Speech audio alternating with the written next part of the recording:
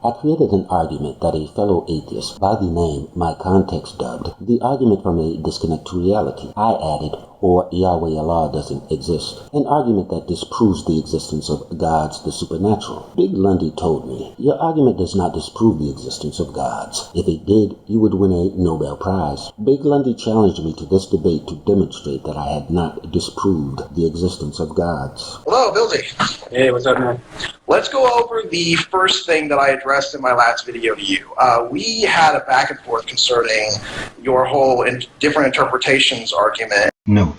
Clarifications. My argument demonstrates that the existence of multiple denominations, interpretations, of Christianity would not exist if their God exists, because some Christians claim there is a hell, and some claim there is no hell. Hell cannot both exist and not exist. One of these Christians, at minimum, is wrong. This dictates that Christianity is to be taken literally, that hell literally exists or it does not. Therefore, you cannot interpret for yourself the existence of hell, dolphins, trees, unicorns, or anything else. And then I pointed out that being a vegan, our interpretations of food is different. You would call something food that I wouldn't necessarily call food. Note my argument. Christians claim a God created Christianity. Some of them say this God describes a place called hell in Christianity. Some of them claim this God does not describe such a place. They cannot both be right. Therefore, Christianity is not open to interpretation. Multiple denominations should not exist due to these facts. BigLundi's counter to my argument is an attempt at an analogy. He neither knows the definition of the word analogy nor how to create one. In an analogy, BigLundi, you are replacing the nouns in the thing you are analogizing with nouns of equivalent value. Your analogy must contain 3 nouns,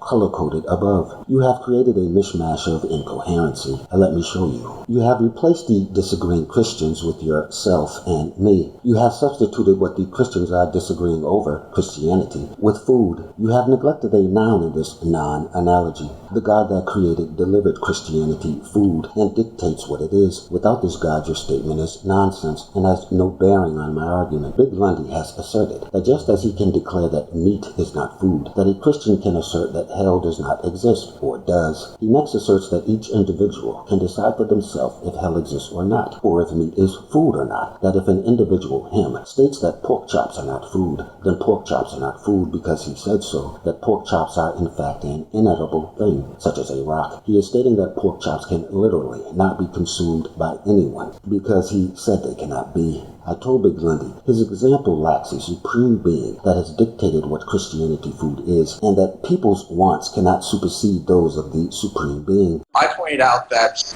being a vegan, our interpretations of food is different. You would call something food that I wouldn't necessarily call food.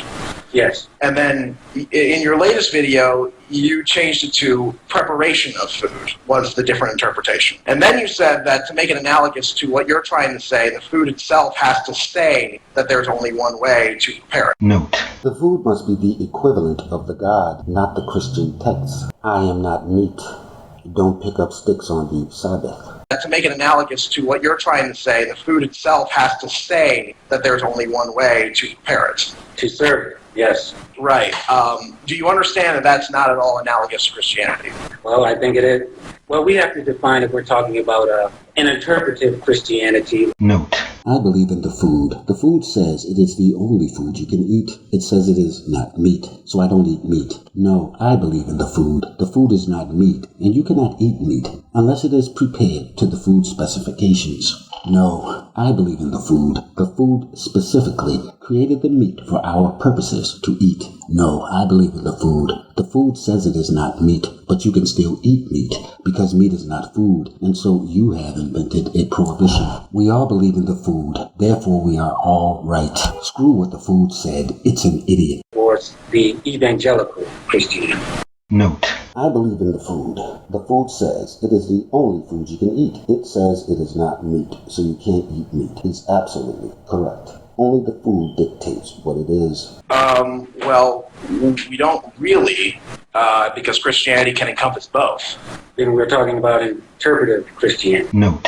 Because evangelical Christianity claims that Christianity cannot be interpreted, that Christianity is to be taken verbatim, that the Great Flood occurred and exactly how the texts say it occurred, because the texts say it occurred, and they say that's how it occurred. This means that every evangelical and every Christian must have the same exact belief of the Great Flood. If they don't, this means they are all interpreting. That means, if you claim interpretation is valid, that if you are talking about Christianity in any context, you are talking about interpretive Christianity, not the evangelical version. Then we're talking about interpretive Christianity.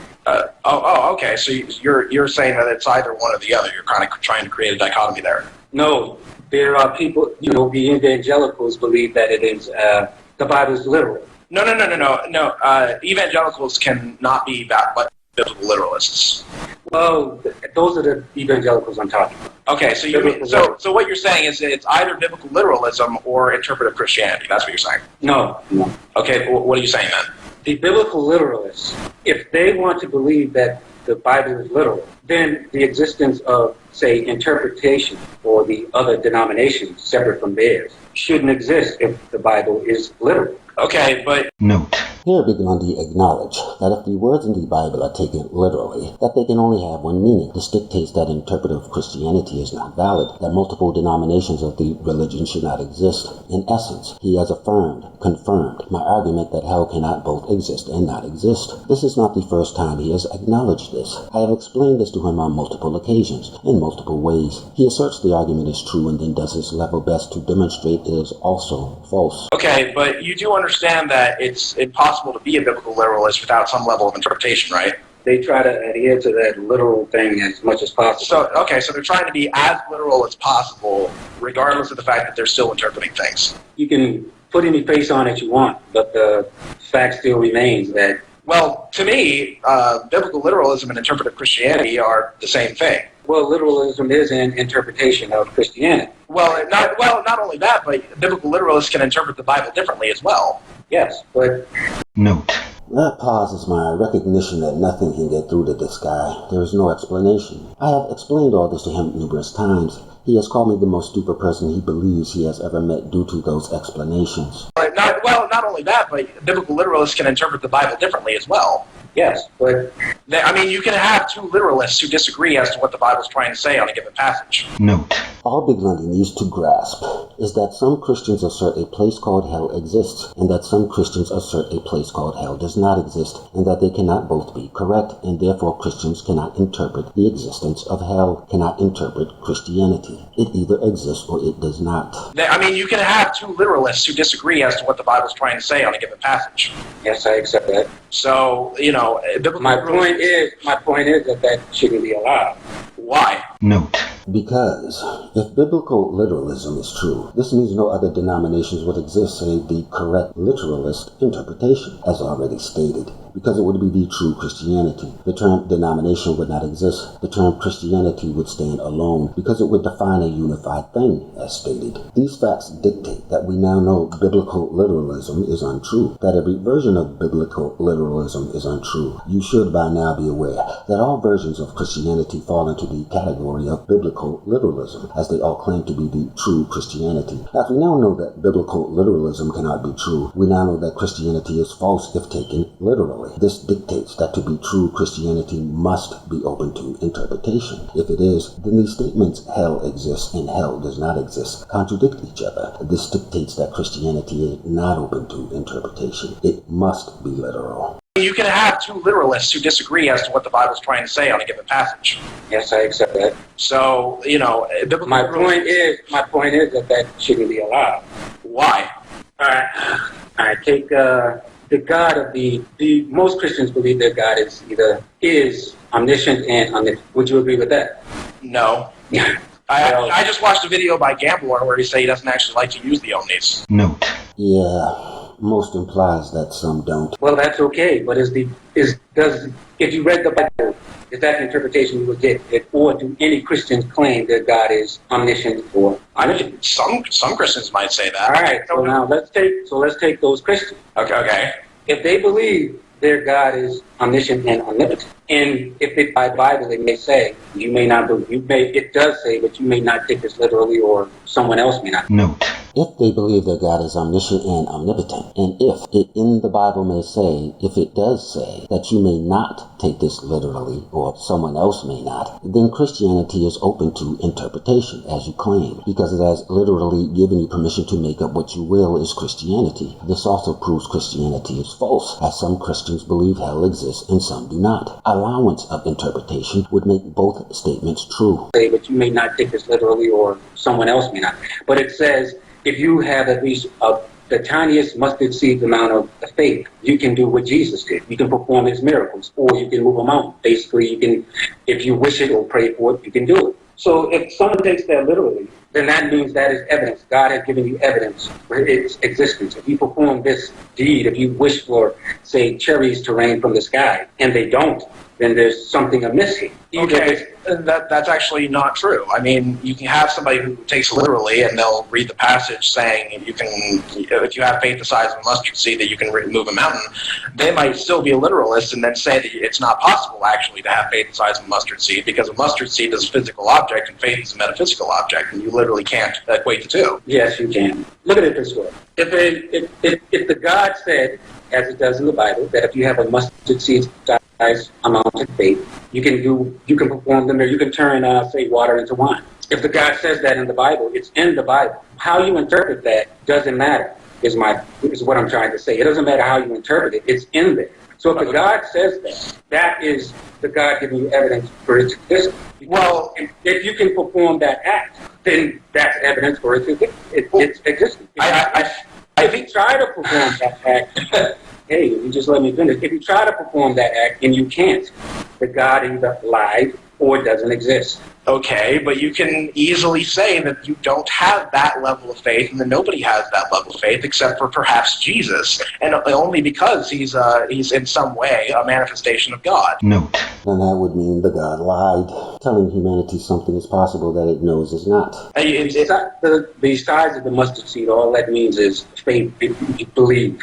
Okay, but you're interpreting. That's all it means. But you're interpreting. You're not actually taking it literally, you're just interpreting. If it was literal, then you would say, I have a mustard seed here, is your faith that size? And then we literally couldn't say that. We could not make that measurement. You're trying to take it literally. Note. My argument states that hell cannot both exist and not exist. This dictates that if Christianity is true, that it is not open to interpretation. This dictates that Christianity is to be taken literally. Since I made that statement, BigLundi has been accusing me of being a biblical literalist, and saying that my argument does not disprove the Christian God, because not all Christians are biblical literalists, and so I need to stop taking the Bible literally. I'm trying to explain to you that is the context I'm working in for this particular example. Exactly. Literal. What I'm trying to tell you is that if you try to be a biblical literalist, it doesn't work. Note. Then you have concurrently acknowledged, confirmed, affirmed that my argument is true. My argument states that taking the Bible literally demonstrates that the Bible is false. What I'm trying to tell you is that if you try to be a biblical literalist, it doesn't work. He has evidently forgotten that he asked for this debate to demonstrate that my argument is false. What I'm trying to tell you is that if you try to be a biblical literalist, it doesn't work.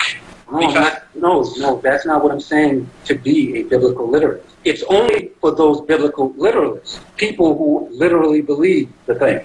That's what I'm saying. All the other interpretations you can forget. I'm specifically talking about the biblical literalists. Okay, what do you mean by literally believe? That they believe they can move a mountain if they pray. Note. Or that this God literally exists, and that it literally founded Christianity, and that it literally created a hell, and that it literally flooded the world, and that it literally created demons and angels, and that these things literally exist, and that you cannot interpret that any of those things are allegorical or metaphorical. But that's not what the passage says. It doesn't say that you can move a mountain if you just pray for it. That's not what the passage says. No, it says if you have a mustard seed amount of strength, you can move mountains, or whatever it says. If you have faith as a mustard seed, you can move mountains.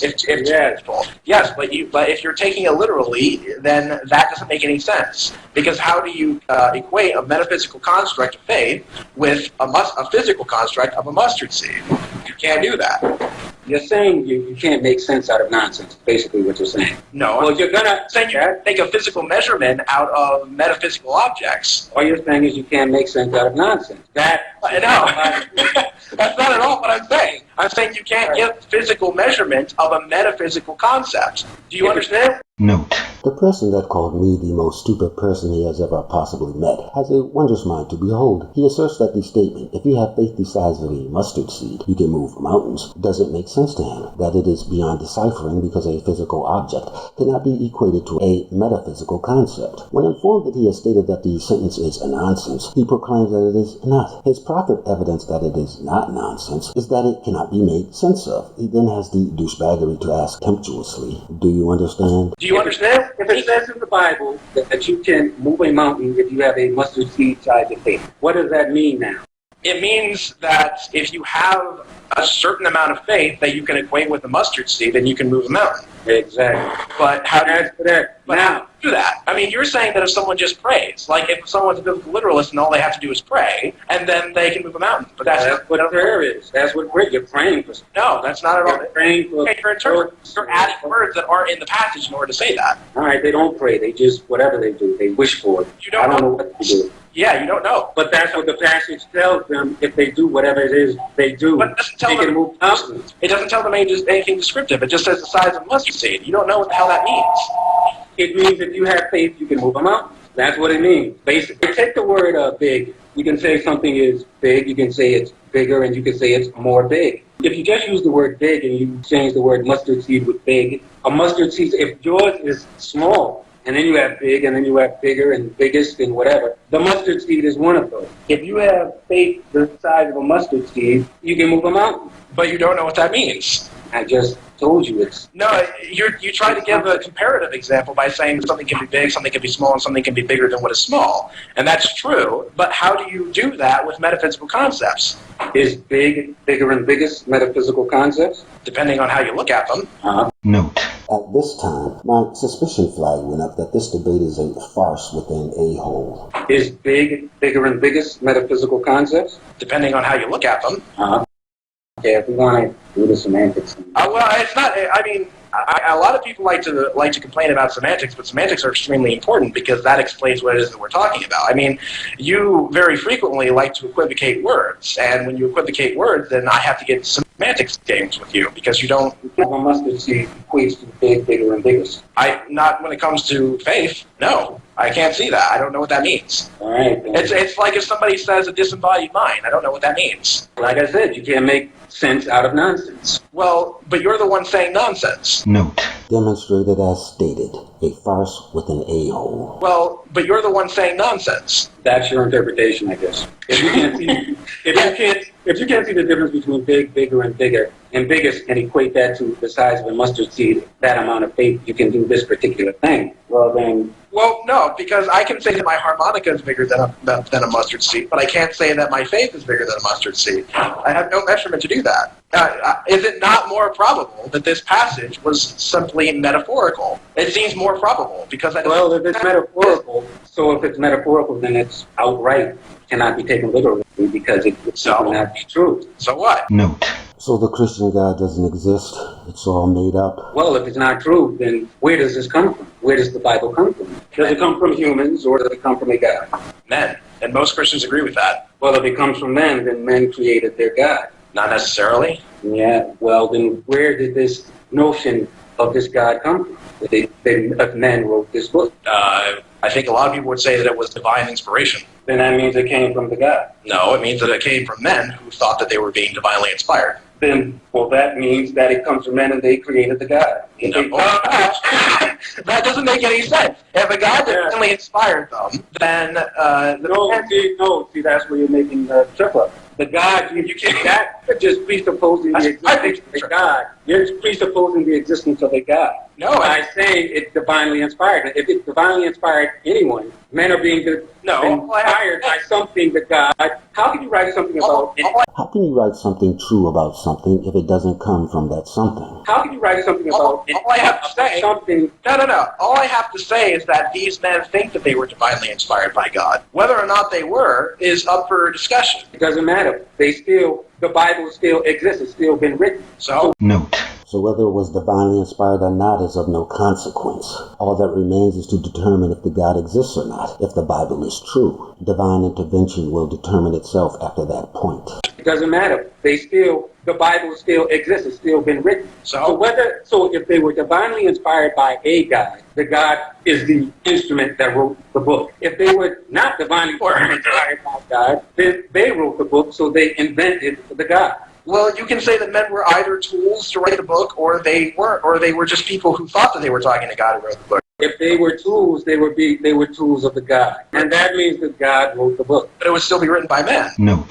Here the lie, BigLundi, comes to the fore. The subject is, what authored Christianity? He forwarded that men authored Christianity. When informed that this dictates men invented the God, he shifts the goalposts, changes the subject to, who held the pen that applied the letters, words, to the sheets of paper upon which they appear, as he is too cowardly to concede the point. He did not qualify his change of subject by informing you that is what he is doing. He is deliberately misrepresenting the subject. It is an attempt to confuse. BigLundi has simply begun to lie to you. A God could be telling me exactly what it is to write. The God could be divinely inspiring you, but the words were actually penned by the man. Right. Note. And there it is, this shameless, lying coward's admission that he had surreptitiously changed the subject. In an attempt to save face, he has begun lying to you, denying that he was claiming Christianity was authored by men, which dictates that men invented the God. What you're equating Christianity now with are the actual letters, the actual words on the page. That's what you're doing. You're saying Christianity has words on the page. No, I'm not saying that. No. Because I have no clue what you're saying. I don't know how to help you out here. Like, I always figured that you were saying either you have to take the word literally or there's no such thing as Christianity. Note. Here you have another cowardly lie, abandoning his folly to cover up his inept, incoherent crap. No, that's not what I'm saying. But I just confirmed what it is you are saying and what it is you are doing. And if you wish to make a fool of yourself, who am I not to aid you in that endeavor, since it is what you wish for me? So I will continue normally until I get bored with you and am forced to leave this debate. Well, okay, then I have no idea what it is you're trying to say. You believe interpretation is allowed in Christianity. Yeah, that's something you believe. Yeah. Now, if interpretation is allowed in Christianity, and I come along with an interpretation, someone can tell me my interpretation is false, or they can tell me it's true. Yeah. Now, they tell me it's false. That means their interpretation is true. Not necessarily. All right, it's not true. It means they just believe mine is false and they have their interpretation. But the simple act of telling me my interpretation is false means that there is a not false Christianity. Or they can say that your interpretation is bad. So what's the difference? Well, if interpretation is allowed, it doesn't matter if it's bad or false. It's simply an interpretation. Note. I'm about to play a statement that BigLundi will make later on in this video. We can say that economy is open to interpretation, therefore all ideas in the economy are equally valid. Note. Note my comment above. What it is stating is that all interpretations are equally valid, because if differing interpretations of the same item can be bad, good, true, or false, then that would mean the interpretations are not equal. I will remake the same statement above in a minute or so. BigLundi, in an attempt to show my above comment to be wrong, has reiterated it. BigLundi's purpose for calling for this debate was to demonstrate that interpretation is allowed in Christianity. I would like you to bear BigLundi's statement above, that the allowance of interpretation makes all interpretations valid, in mind. It reveals its significance throughout the rest of this video, because all Christians believe their interpretation of Christianity is true, and BigLundi claims that interpreting Christianity is valid. Interpretation is allowed. It doesn't matter if it's bad or false. It's simply an interpretation. If they say my interpretation is false or bad, then they mean there is a good one or a correct one. Do you know, you are aware that false and bad aren't the same thing, right? You brought up the word bad. Yeah. Note. Fool. You brought up the word bad. Yeah. An interpretation can be bad or good, but how do we measure whether or not an interpretation is bad or good? It's very simple. And now this is where we get to what I'm saying. My point is, I don't care which one is bad or good or true or false. My point is that my interpretation is as valid as theirs, because Christianity is open to interpretation. We can say that economy is open to interpretation, therefore all ideas in the economy are equally valid. Note. We can say the Christianity is open to interpretation, therefore all ideas in the Christianity are equally valid. Here, BigLundi reiterates my below statement under the delusion that he is rebutting it. But that is not the main kicker of his proclamation. Here, BigLundi, as in his food comparison, fails at analogy, as he is unaware of the definition of the word analogy. He is stating here that the concept of economy was sent to mankind by an omniscient, omnipotent, infallible creature that has ordered that that version, religion of the economy, religions, is the only one to be adhered to. He goes on to state that what this omniscient, omnipotent, infallible creature sent is open to interpretation because the omniscient, omnipotent, infallible creature does not know what it is talking about. He was incapable of understanding this information when I explained the folly of his food analogy to him several times. We can say that economy is open to interpretation, therefore all ideas in the economy are equally valid. No. That's exactly what you just said. No, I literally just replaced Christianity with economy. That's exactly what you just said. I'm not saying no, I didn't say that. I'm saying that's not what I mean. Well, then you need to explain your position better. The economy does not have a superpowered being that sent it. What the superpowered being sent is either this or that. If the superpowered being can't tell you what it actually sent, that is not equal to a man-made construct like the economy. The superpowered being sent something. So that something it sent, if men are allowed to interpret it, then no, men will never know what that thing, superpowered entity sent actually is. Right. So who cares? Well, I mean, you can't say that there's an objective 100%. This is the 100% fact of Christianity in a way that you can objectively measure. No. But who cares? Then that means there are Christians that believe hell exists. There are Christians that don't. Not all. Yeah. There are Christians that don't. Well, if any interpretation is equally valid, that means hell. It isn't equally valid. We can say that economy is open to interpretation. Therefore, all ideas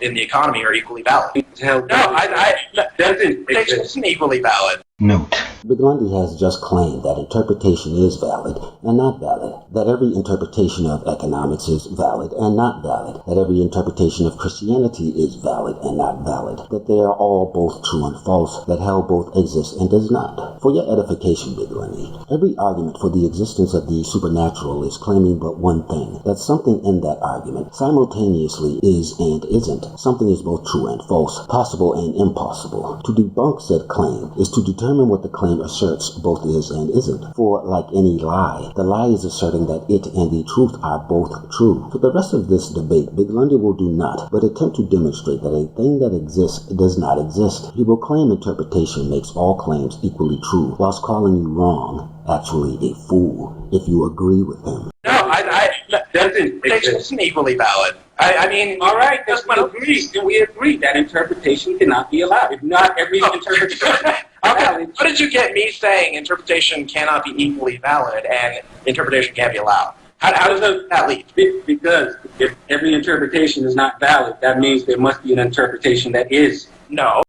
Note: no, it is impossible for invalidity to exist without validity, falsity without truth. No, there can just be interpretations that are better at describing reality. Note: this guy. Reality is not open to interpretation. It is not subject to your whims and thoughts. At least in a second or two, he will finally realize his mistake. No, there can just be interpretations that are better at describing reality than the bad interpretation. Note: see how he caught himself and abandoned his forthcoming folly? It doesn't last. Witness. No, there can just be interpretations that are better at describing reality than the bad interpretation. Like evolution. Note: see, it only gets worse. Suffer along with me. No, there can just be interpretations that are better at describing reality than the bad interpretation. Like evolution's a fact, for instance. If your interpretation includes evolution, then that's a lot better than an interpretation that excludes evolution. Was evolution discovered? Was it sent by God? What a God? Is it what a God wants you to believe? Ordered you to believe. I don't know. I don't know what God wants. That Christianity is what a God has sent, is what a God wants you to believe. Now, if you can't decipher what this God sent, what it wants you to believe, if you can make up what it sent and what it wants you to believe, but they're not making it up. Note: BigLundi just asserted that the Christian's God exists. He just asserted that he knows the Christian's God exists. Yet BigLundi has stated that he is an atheist, a person that does not believe gods exist. But they're not making it up. Okay, I went over this in my video to you. A lot of Christians like to say that when they read the Bible, what the thing that's helping them to interpret it is God's manifestation of them through the Holy Spirit. You understand what that means? Note. And now, from a previous episode of the show. It says if you have a mustard seed amount of strength, you can move mountains, or whatever it says. If you have faith as a mustard seed, you can move mountains. Yes, but if you're taking it literally, then that doesn't make any sense. You're saying you can't make sense out of nonsense, basically what you're saying. Well, but you're the one saying nonsense. And now, back to tonight's episode. A lot of Christians like to say that when they read the Bible, what the thing that's helping them to interpret it is God's manifestation of them through the Holy Spirit. You understand what that means? Note. Evidently, it's not metaphorically comparing metaphysics to mountain-moving mustard seeds. Oh, and that it makes perfect sense to you. It's God helping them to understand what the Bible is trying to say. And that presupposes the existence of a God. Oh, I mean, it might. It does. Well, now, if someone tells me something that presupposes the existence of a God, I would just simply have to ask them, if they want me to buy it, they simply got to prove this God exists. Okay, but you said in your video, in your debate with Riff, that you wouldn't give that argument. That you wouldn't. What? Riff actually asked you, why wouldn't you just skip all the bullshit and say, do you have any evidence that God exists? And you said, no, I'm not going to do that. And that's exactly what you said that you would do. No, he was asking, that is different from if they believe interpretation is that. No, listen to. Okay, I'll listen to you. That's different from asking someone, do you have evidence for the existence of a God? Is not the same as asking them, do you believe interpretation is valid in Christianity? Those are two different things. Note. Right, but that's not what we were talking about when you said that I would ask them to prove it. I said that if we have good and bad interpretations, you would say, yeah, but if they're saying that they're being led through the Holy Spirit to understand the Bible and that presupposes a God, and if they're presupposing a God, I would ask them to give me proof that there's a God. And I'm saying that's the argument that you said that you wouldn't actually give. So you're saying I would give that argument. That's not the argument I ever gave. But you said that you would. My argument is that interpretation should not be allowed in Christianity. If someone tells me God told them to help an old lady across the street, that presupposes the existence of a God already. They already stated. Yes, they just said this God told them to help an old lady. Do you know the difference between a presupposition and an evaluative claim that you've looked at and have determined is true? Note. Let's see if he does. There's a difference between the two. No. Even if they say that a God told them to help, that doesn't mean they know it's true. They just said a God told them to help someone across the street. They don't know if it's true or not. They just believe it. Right, you were calling that a presupposition. Do you know the difference between an evaluative claim that people have determined is true and a presupposition? That person saying that a God told them to help someone across the street means they believe a God exists to tell them to help someone across the street. Note. No, he didn't. Help someone across the street. And my next question would be, what evidence do you have for the existence of this God? Exactly. My next question would not be, what is your interpretation of this God? Note. For I have no idea if there are any other interpretations of their God. They could have invented it 5 minutes before I met them. My next question would not be, what is your interpretation of this God? Exactly. So you said so. They're two different things. So before, when you said that you wouldn't give that argument as to what evidence do you have that a God exists, now you're saying that you would if they said that they were attributing whatever good action they did to their God. Because that's a different argument. Oh, okay. So now you're saying that you would give that argument. I never said I wouldn't. I said I wouldn't give it for the argument I'm talking about. Okay. Fair enough. Yeah. Fair enough. You wouldn't give it for the argument that you're talking about. You just That's about interpretation. That wouldn't apply to the argument of is interpretation valid in Christianity? Well, I could easily just say... Note. Beyond help. I informed BigLundi multiple times that interpreting Christianity is the equivalent of making stuff up. That every denomination of Christianity exists because a new Christian made up something new, a new interpretation. His rebuttal to this is to state that he can just make something new up. I can easily just say, wow. Well, I could easily just say that they're saying that their interpretation is based on a God existing. Note. Yes, this is how every conversation I have had with BigLundi has gone, explaining the same thing to him multiple times. I'll try this again. The above comment makes two claims. One, a God exists, a presupposition. Two, they have evidence that their God exists, their interpretation of it. This leaves you with two possible questions for them. One, what is your evidence that your God exists? That answer would be their interpretation of their God. Or two, how many interpretations of your God are there, and what are they? One question asks what the evidence for their God is. The other is a dissection of their evidence. Two separate topics. In the case of Christianity, I have no need to ask them their proffered evidence because I already know it. Roman Catholicism, Jehovah's Witness, Westboro Baptist, Eastern Orthodox. As I already know what they claim as evidence, you and I are in the midst of dissecting that evidence. Well, I could easily just say that they're saying that their interpretation is based on a God existing. And then you would say... Yes, but you didn't use the word interpretation. Okay, but if I do that, same thing though, isn't it? If I say that they're... No, if you omit a word from a question, it isn't the same. Let me finish. If someone says that they're interpreting the Bible and their interpretation of the Bible has some sort of presupposition or evaluated truth of a God existing, would you not then say that the argument is not about all these other different interpretations, but of what evidence they have that their God exists? No, they said they mentioned the word interpretation. Note. You see, BigLundi, by mentioning the word interpretation, you are talking about interpretation. You are not discussing apples or pandas or the Empire State Building or presuppositions. To be discussing presupposition when the topic is interpretation, then these must be the same word. To be discussing apples when the topic is oranges, then these must be the same thing. An apple must be an orange. Presupposition must be interpretation. They must be the equivalent of two people's pronunciation of the word potato.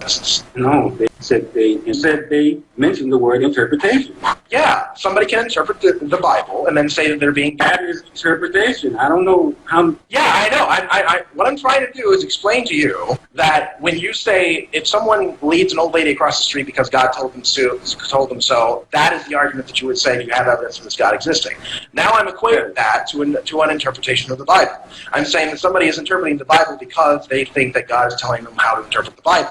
And now you're saying that you would use that argument of what evidence you have of this God existing, instead of, well, what about all these other interpretations? No, the God telling someone to help them, helping a lady across the street, you said it was from the Holy Spirit. It came into them. Note that the God is telling them how to interpret the passage. What this means, and what BigLundi does not know that he is saying, is that a person reading the Bible with no God to guide their understanding of it is the equivalent of a person reading the Bible and having the God that wrote it there with them and telling them what the words are conveying. In the first instance, the person must determine for themselves what it all means, and that is called interpretation. In the second, the person has the author telling them what it means, and no interpretation is required. BigLundi's bumbling effort above also means that both people are reading the Bible, and both people are reading the same passage in the Bible. If the message can be interpreted in multiple ways, this means that what the God is explaining to one, what it is directly speaking to them, the official meaning of the passage, is not written in the Bible. If it was, the other person would not have to interpret for themselves.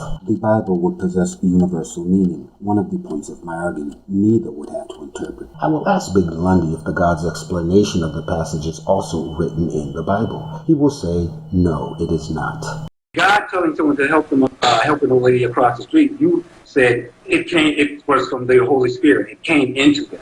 If it's in the book, you have to interpret the words in the book. God speaking directly to someone, you don't have to interpret that. If they believe a God is actually speaking to them, telling them to do this, there's no reason for interpretation because you have a direct line to God. You don't have to interpret anything. It literally told you to help someone across the street. If it's in the book that it says to help old ladies across the street, and then someone else comes along and says, well, that doesn't mean help old ladies across the street, it means throw them across the street. That is interpretation. Yes, and both of them can say, well, I read it as leading an old lady across the street, or I read it as throwing an old lady across the street because, I don't know, God told me that. Yes, they can both say it's throwing them across the street, but one has a direct link to God, which requires no interpretation of it just said help them across the street. So No, because, again, I'm telling you, the Bible was written by men. Most Christians agree on this, and the Bible is open to interpretation. Most Christians agree on that. Note You, like myself, are probably wondering what the hell the above has to do with anything. BigLundi informed me that my argument did not disprove the existence of gods. We have already covered that men invented the God if men wrote the Bible. We have already covered that the existence of hell cannot be interpreted. Hell exists or it does not. This dictates that Christianity is literal. BigLundi has already conceded that if you take the Bible literally, it doesn't work. That means it is false. BigLundi seems to have forgotten that he is in the throes of demonstrating that my argument is false. The argument that details all the above facts that BigLundi has conceded. No, because, again, I'm telling you, the Bible was written by men. Most Christians agree on this, and the Bible is open to interpretation. Most Christians agree on that. So, what I'm telling you is that if one of them claims to have a direct link to God, who's telling them how to interpret the Bible, then how can you say their interpretation is wrong? No. All right, I see what we're getting at. Oh, where are our lines of... Okay, because that's great, because I have no clue. When you said that God had the direct, when you said that God spoke to the person directly, what I'm getting now is that you're saying that spoken directly stuff to the person is written in the Bible as well. Is that what you mean? Wait, repeat that? The person that the Holy Spirit that God spoke directly to, are you saying that what the God that spoke directly to them is also written in the Bible? Is that what you're saying? No. Note. And there you have it. It is not also written in the Bible. This means that the person reading the Bible is not getting the same information that the person the God is directly speaking to is receiving. I'm saying that God told them different. No, I'm telling you that they're saying that God told them how to interpret the Bible. Then you're saying that direct line thing is in the Bible. What the God No, it doesn't have to be literal. Note. What doesn't have to be literal? This buffoon, of course, could not tell you. I'm telling you. No. The line didn't have to be in there. Note.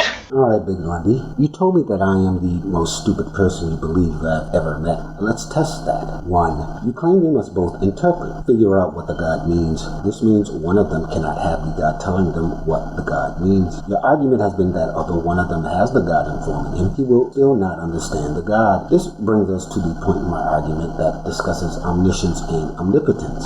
Do you recall? It states that it will be impossible for an omniscient and omnipotent being to be misunderstood if its goal is to be understood. It possesses all the knowledge and power to bring about the understanding it wants.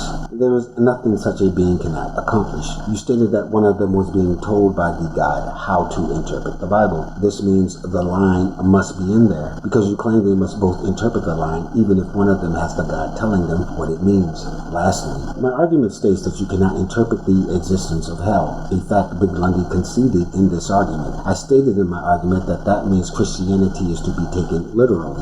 BigLundi called me a fool and told me that I was a biblical literalist, and that not all Christians are biblical literalists, so stop claiming Christians are biblical literalists. Since then, BigLundi has been throwing the word literal at me constantly. No, it doesn't have to be literal. I'm telling you. No. The line didn't have to be in there. They can simply say that God told me to read this in a way that gives me that interpretation. Note. How can they read it if it's not in there? Literal doesn't have anything to do with what we're talking about. Yes, because you're saying that if the line is in the Bible, then you can say that God told you to do that. But that's not what I'm talking about here. Note. All right, let me voice what I think you're saying, so I can understand, make sure I understand. All right, you have a Bible. Let's say it says in there, help old ladies across the street. Those words are there. Okay. If someone reads those words, you can read them there. If you say so. Note. This is what you have said, you ignoramus. No, this is just an example. I'm only trying to make sure I understand your argument. That's why I'm giving this example. Go ahead. Now, there's a person that God speaks directly to, right into their heart with the Holy Spirit, and tells them to help old ladies across the street. Now, the person who reads it in the book, because God's not speaking to them, must interpret if it means walk them across the street or throw them across the street. The person with the direct link to God, that God tells them to help old ladies across the street, there's a difference between those two, because the God is directly speaking to the person, and the person reading the book, the way they do it makes any interpretation possible. But the way the God speaking to the person does it, if the God's directly speaking to them, the God can actually tell them what it actually means, because it's directly speaking to them. Interpretation is not allowed, because if the God wants something, it's going to clarify it. Well, that's as clear as I can make it. As clear as you can make it? I'm sorry, because I still, I think you're trying to understand my argument, but I don't think you really do. I apologize. That could be on part my poor articulation, or whatever. Well, if you don't believe I expressed it correctly, that's why I expressed it this way, to see if that's what you want. Well, all right, go ahead and tell me again, and so I can. Okay, so two Christians are reading the Bible, right? And we're going to say that help an old lady across the street is in the Bible somewhere. Note. And now, from a previous episode of the show. Are you saying that what the God spoke directly to them is also written in the Bible? Is that what you're saying? No. You have a Bible. Let's say it says in there, help old ladies across the street. Those words are there. You can read them. If you say so. No, it doesn't have to be literal. The line doesn't have to be in there. Literal doesn't have anything to do with what we're talking about. Yes, because you're saying that if the line is in the Bible, then you can say that God told you to do that. But that's not what I'm talking about here. Note. And now, back to tonight's episode. So, two Christians are reading the Bible, right? And we're going to say that help an old lady across the street is in the Bible somewhere. And one of them has God telling them to interpret it that way. Yes. And the other one doesn't have God telling them to interpret it anyway, but they read it as throw an old lady across the street. Now it doesn't say to walk the old lady across the street. It doesn't say to throw the old lady across the street. It just says help them across the street. So either way, neither of them can take this literal if what the God means is to lead them across the street, right? Well, slow down. Let me make sure I got you said. They're both reading the Bible, you're saying? Yeah. All right. So they both read the words "help old ladies across the street." Yeah. One of them is not being spoken to by God, so he must interpret what that says. Yeah. One of them is being spoken to by God, and he's being told to help the old lady across the street, but not how. No, he's being told by God that helping the old lady across the street means to lead them across the street. Note. It is BigLundi's contention that a person being told how to interpret the Bible by God, they're saying that God told them how to interpret the Bible. God told me to read this in a way that gives me that interpretation. And a person that is not being told how to interpret the Bible must both interpret the Bible. His rationale for this illogic is to state that the God has actually given the person it is speaking to no information as to what help means. Succinctly, the God has informed the person that the definition of the word help is the word lead. This dictates that in BigLundi's scenario, the person has not been given an interpretation of help. And as BigLundi's argument is that this person must still interpret, then he is asserting that the person must interpret what the word lead means. He must figure out how to lead her across the street. In BigLundi's scenario, the definition of the word lead would be help. So in fact, the God has not told them how to interpret the Bible, nor told them in a way that gives them an interpretation. So the God has told the person to help old ladies across the street, but not how. It is interpreting nothing for them. But it is BigLundi's argument that not only is it interpreting for the person, but that the person must interpret the interpretation, rendering the interpretation not an interpretation. No, he's being told by God that helping the old lady across the street means to lead them across the street. Leading them across the street. Leading them across. What do you mean by leading them across the street? That he has to interpret how to lead them across the street? I don't think that I can be any more explicit than leading. I mean, I think everyone understands that leading means. Note. Evidently, BigLundi has forgotten that he is attempting to prove that not everyone knows what leading means, because he is making the case that if the God tells this to a person, they must still interpret what it means alongside a person the God has not given this information. I don't think that I can be any more explicit than leading. I mean, I think everyone understands that leading means to take their hand and lead them across the street. Yeah, I didn't walk ahead of them and then pull the old lady with you. All right, so leading them is not throwing them across the street is what I wanted to clarify. If you lead someone, you can drag them by their hair. You lead someone, you can drag them by their tongue. We can easily remedy this. You can drag them by their eyeball. We can easily. But I now understand what you mean. You mean lead them by the hand. Right, and we can nicely and allow them to stay on their feet. Right. And this is what the God is told this to. Yes. So that there's no interpretation involved because the God has told them exactly how and what to do, and it'll be nice and peaceful. The other person interpreted regardless. It's not. Yeah, they're being interpreted. The words are still being interpreted. Note. A liar. The words are still being interpreted. It's this one's concession that if the God interprets the sentence, if you have even a mustard seed size faith, you can move a mountain, or what does the story of Abraham and Isaac convey for you, then no interpreting is required by you. So he had surreptitiously changed the subject from what is your interpretation of that sentence, what is that sentence saying, to claiming we have been discussing what is the definition of each word in that sentence. Unfortunately for him, he fails to realize that the God's definitions of the words in its decrees are the only definitions of value as well. He is too self-absorbed to realize that, by his own admission, the God has informed the person what the words lead, etc. mean. They're saying that God told me to read this in a way that gives me that interpretation, which isn't needed because he has said the words are universally understood already. I don't think I can be any more explicit than lead. I think everyone knows what the word lead means. As the definition of each word is accepted by all, there is no requirement to determine the definition of each word. He's simply said that the God's words must be defined by each person, but have already been defined, that the God is speaking in human tongue. This then requires no defining of the word lead on the part of the humans, because the language is the human default. They couldn't misunderstand it if they wanted to. By BigLundi, if this God exists, then the story of the Tower of Babel would be a lie. But there No, but you assumed I knew what lead means. I didn't know You knew what lead means, but you simply didn't know that it has more than one meaning. Note. Which forced you to define it. I mean, walk ahead of them and then pull the old lady with you nicely and allow her to stay on her feet, which you stated the God told to the person, leaving no need for interpretation, forcing you to change the subject from interpreting statements to defining the words in those statements. Liar. Now, if the God says to lead the person across the hand and let them walk behind you, Note. Yes, that was a very contained snicker on my part. To prevent my bursting out in laughter at this guy laughing at me, I became aware long ago that this debate was a farce with a comical buffoon. I am simply sticking around to allow him to make as big a fool of himself as he wishes. Trust me, he deserves it. Our history on YouTube is testament to that. let them walk behind you. That means they can interpret it any way they want. But if the God, by saying lead, will inform the person, then it would be the same as the person that must interpret by reading the words and simply guess what it means. Note. In other words, Mr. Miss, if the God does not tell the person what the word lead means, its definition, as you stated it has, then and only then would that person be left to guess what the God's definition of the word lead is. Okay. I honestly don't know how I can make it any clearer, and I don't think you're getting me, so we're just going to have to move on from that point. So the next thing I want to address is the next thing that I addressed in my video to you, where you said that you were not calling Theo Warner the Christian a Nazi, a white supremacist, and a child murderer. Yes. And you weren't calling Cardinal Virtues and myself sympathizers of child murdering, white supremacy, and Nazis, but you were calling Cardinal Virtues and myself the sympathizers of child, not white supremacy, right? Yes. Note.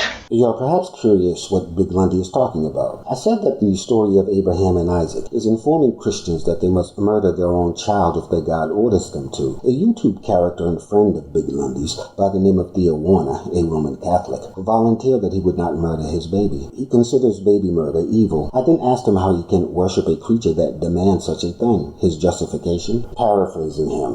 God's epistemology is too above me to fathom. It has a reason, and my duty is to simply obey. I am only following orders. Is his shield of morality. As Theo Warner's defense is that he is simply following orders. I compared him to a Nazi making the same claim during their war crime trials after World War II. Theo Warner's disparate attitudes toward baby murder dictates that there are two Theo Warners. One that finds baby murder abhorrent, Theo Warner the person, and one that finds baby murder divine, Theo Warner the Christian. BigLundi cannot grasp this concept. I went on to inform BigLundi that he is a sympathizer to baby murder because he vehemently defends Christianity's and Theo Warner's right to worship, spread the word of, and perform the act of baby murder. I clarified for him that if he, the person, finds baby murder repugnant, stripped of the context of Christianity, then there are two BigLundis, Jekylls and Hydes, true split personality. The observance acceptance of Christianity causes insanity. Okay. Do you understand why that doesn't make any sense at all? I'm sure you'll explain.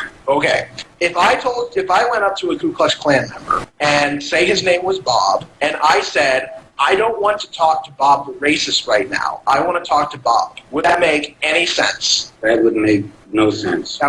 You're looking at parts of the sum and separating them from the whole.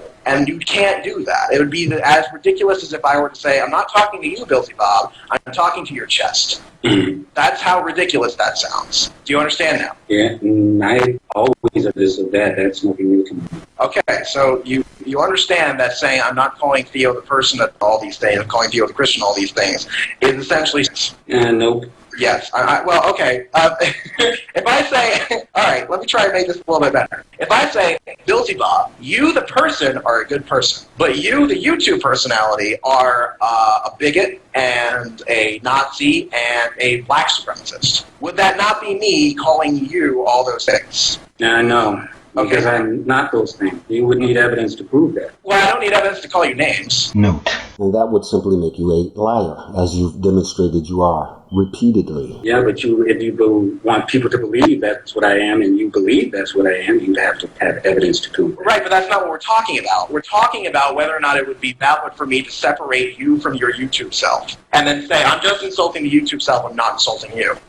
Well, there would have to be a me YouTube self and a higher being me YouTube self that says, wait, there has to be a higher being YouTube you? Yes. Why? Note. Because Theo Warner Christians claim their orders to murder homosexuals comes from a higher being. You do not call Theo Warner Christians homophobic. You call me the most stupid person you believe you have met for calling Theo Warner the Christian homophobic. Well, let's take a look at Theo Warner. Now, Theo Warner has told me he's not a Christian, so we won't use Theo Warner as an example. We'll use Christians. An interpretation of the Christian God is that it is a racist. Would you agree that that is an interpretation some people hold of the Christian God? Maybe. I don't know. Liar.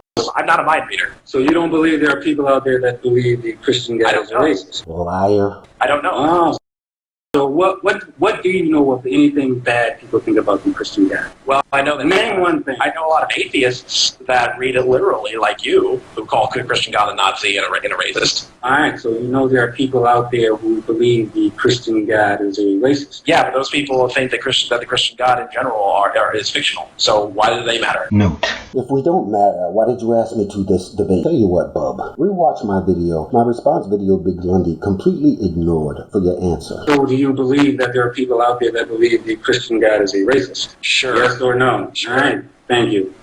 Now, because the Christian God is a racist, if you worship this God, you worship... Wait, you can't say some people think he is, therefore he is. Note. What do you think interpretation is? We can say that economy is open to interpretation, therefore all ideas in the economy are equally valid. You can't say some people think he is, therefore he is. No, I'm not saying... Look, we're talking interpretations, aren't we? This is an interpretation. Right, but you can't project your own interpretation onto people who don't accept your interpretation. That's not what I'm saying. Listen, there are people who believe the interpretation of the Christian God is that it is racist. So that is an interpretation. So there's an interpretation that the Christian God is racist. That's just the fact, period. Now, in my opinion, that's the fact that people believe that there are people that... I agree. You think that the Christian God is racist. I agree. Oh, no. I'm saying, no, that was just an example to show you that the Christian God is people, that's an idea that exists. Are you disputing that that is an idea that exists? Wait. No, I'm not disputing that. I'm saying... All right, let me go on from there. All right. There is an interpretation out there of the Christian God that it is racist. That is my point. Whether it exists or not, that is my point. So what? If a person worships this God, to the person that has this interpretation of this God, the person that worships this God worships racism because that God embodies racism. Okay. So that would make the person... But that's exactly what I said you were doing that you denied you were doing. That is projecting your own interpretation onto people who don't accept your interpretation. Note. I will explain what BigLundi is attempting to get at. It is BigLundi's contention that interpretation is allowed in Christianity. It is BigLundi's contention that all interpretations are equally valid. If one is true, they are all true. If one is false, they are all false. It is BigLundi's contention that there are interpretations of the Christian God that reveal it a racist. In his statement. BigLundi has taken all his contentions and announced that you cannot tell a person that worships the Christian God that they are worshiping a racist just because you believe their God is a racist, because they're not worshiping a racist if they don't believe their God is racist. He refers to this as projecting. What the truth is does not enter the equation for him. He is asserting that the human mind creates reality. Believe apples into non-existence, and apples will not exist. You now know what BigLundi is claiming is possible. BigLundi's contention has been that I have done this with Theo Warner. BigLundi is mistaken. Theo Warner, like BigLundi, was somehow unaware that the Christian God is a racist. I enlightened Theo Warner to this fact. Theo Warner acknowledged that his God is a racist. I informed Theo Warner that he has been worshiping racism all the years of his Roman Catholic adherence. I informed Theo Warner that now that he is aware that his God is a racist, that continued adherence to the religion will be his proclamation that he is a racist. Theo Warner made that proclamation. After I informed Theo Warner of this, BigLundi told me I can't go around calling Theo Warner, the Christian, a racist because I interpret his God as a racist. But that's exactly what I said you were doing that you denied you were doing. That is projecting your own interpretation onto people who don't accept your interpretation. No. You see, what you don't get is my interpretation. It's simply an interpretation to see if people will refute the interpretation. Note.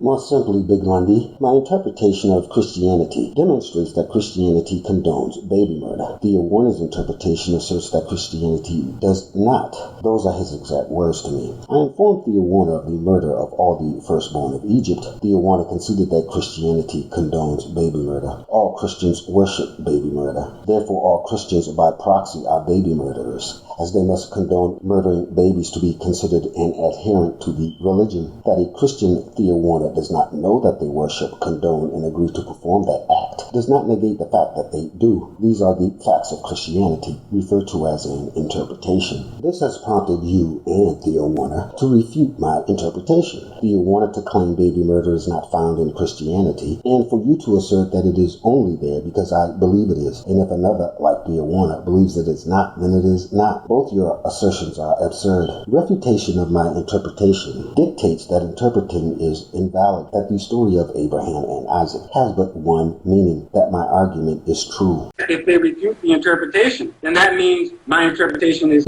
excluded from consideration. My interpretation is... If they can just say that they don't... Yes, but see, that's not my point. My point is if they can tell me my interpretation is invalid or bad, then that means there is a valid or good interpretation. Now, you do understand that saying unless you prove that the God that I'm talking about isn't a racist, then you worship a racist. No, that's not what I'm saying. So you're confusing. But you can. Well, I'm sorry, but every single video you made to Theo was essentially calling him a racist. Note.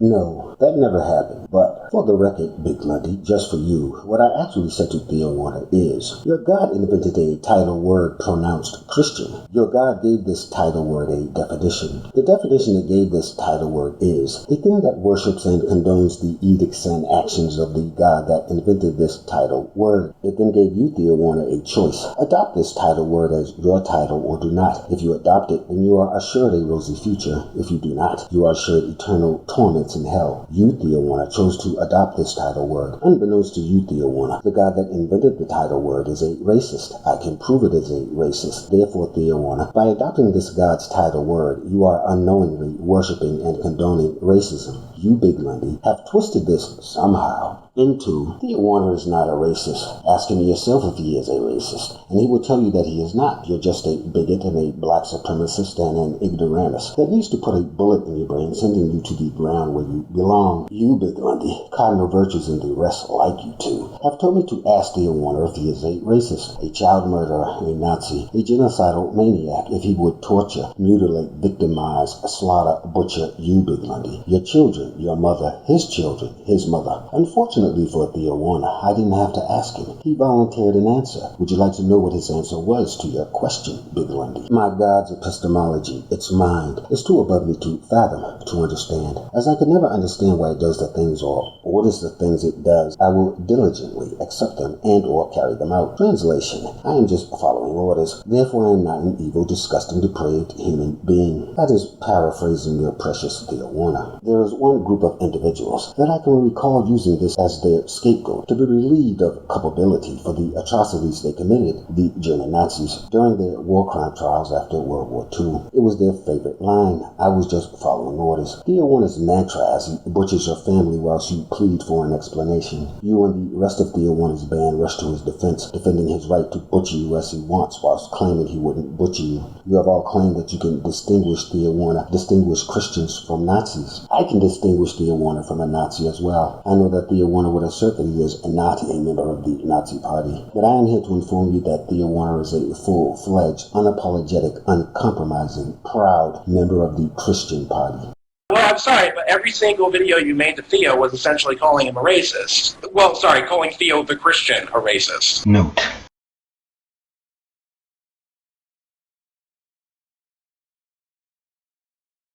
So that was you projecting your interpretation of the Bible onto Theo. Yes, not on. Wait, you just said that's not what you were doing.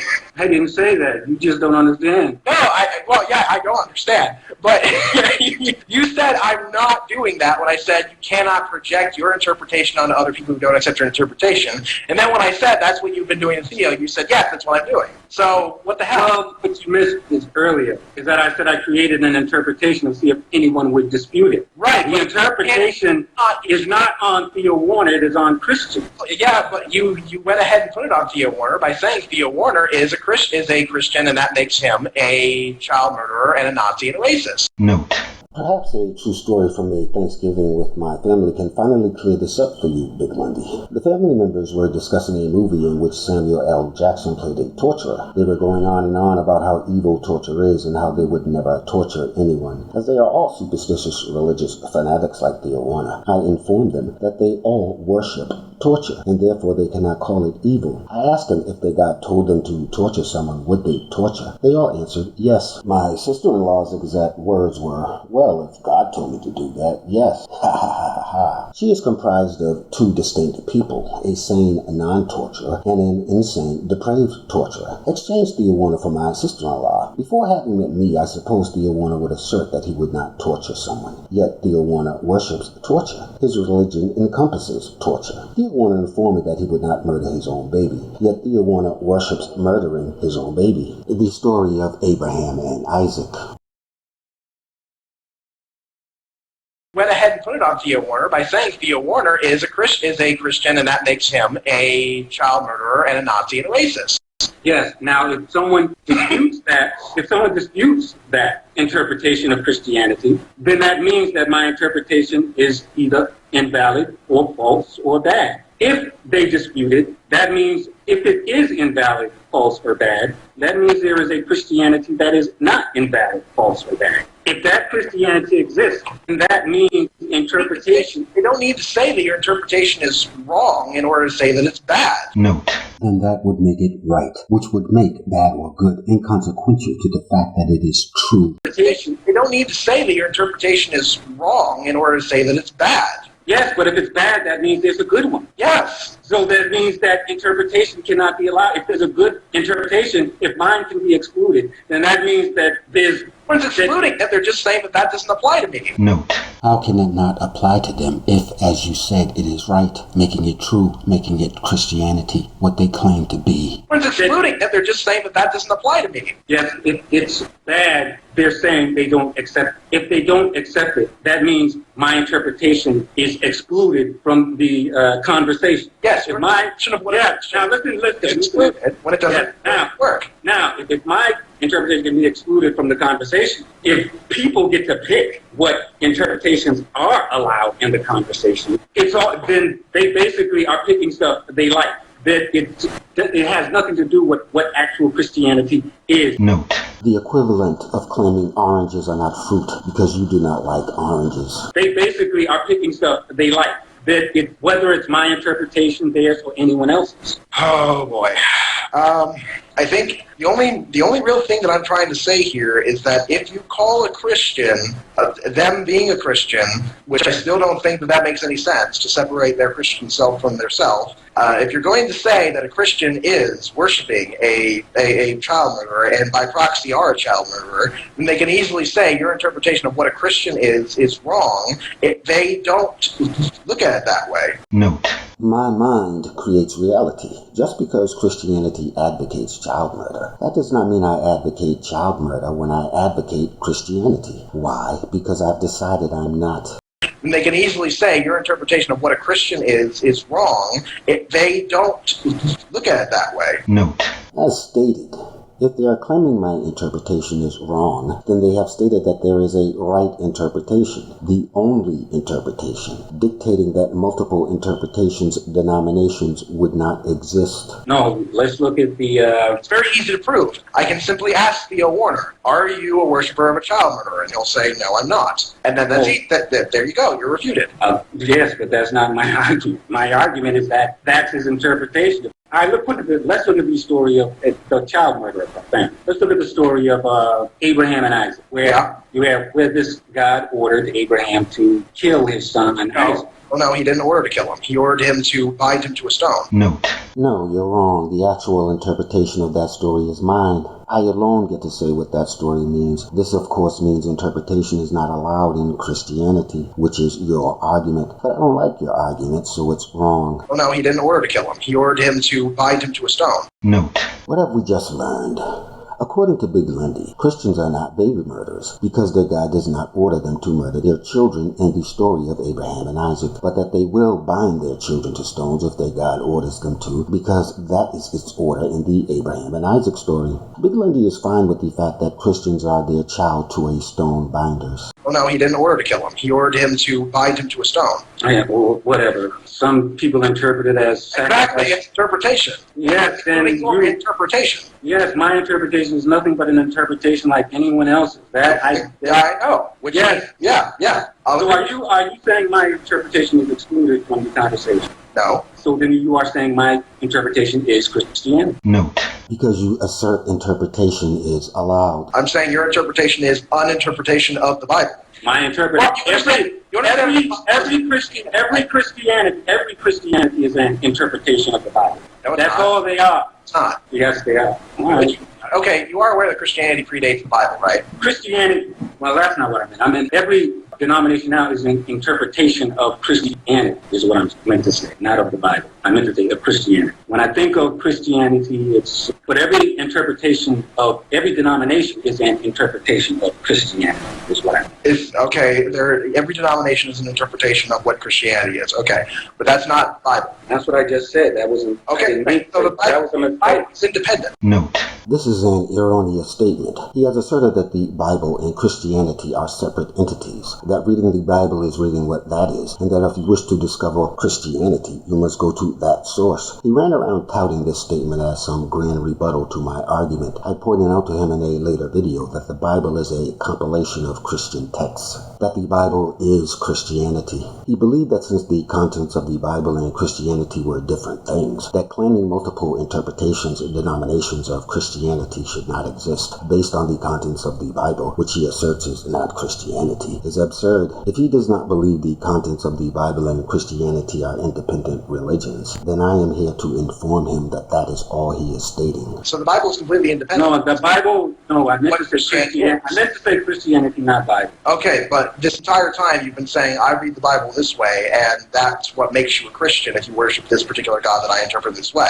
Note: that is a lie, as usual, as I do not wish to waste any more time on this moron than I have to. Yeah, well, all I mean Christianity. Okay, but, alright, I guess we'll just move on then. So, the next thing that I want to talk about is our superstition argument. All right. I asked you the same thing that Theo Warner asked you. We agree that if somebody believes in a superstition, then this can lead to bad effects. The effects of superstition can be bad. We agree with that. The question was, what makes superstition... Who agrees with that, me or Theo Warner? Theo Warner and myself. Oh, all right. The question is, what makes superstition intrinsically bad? And your response was, it is a negative and it is not true.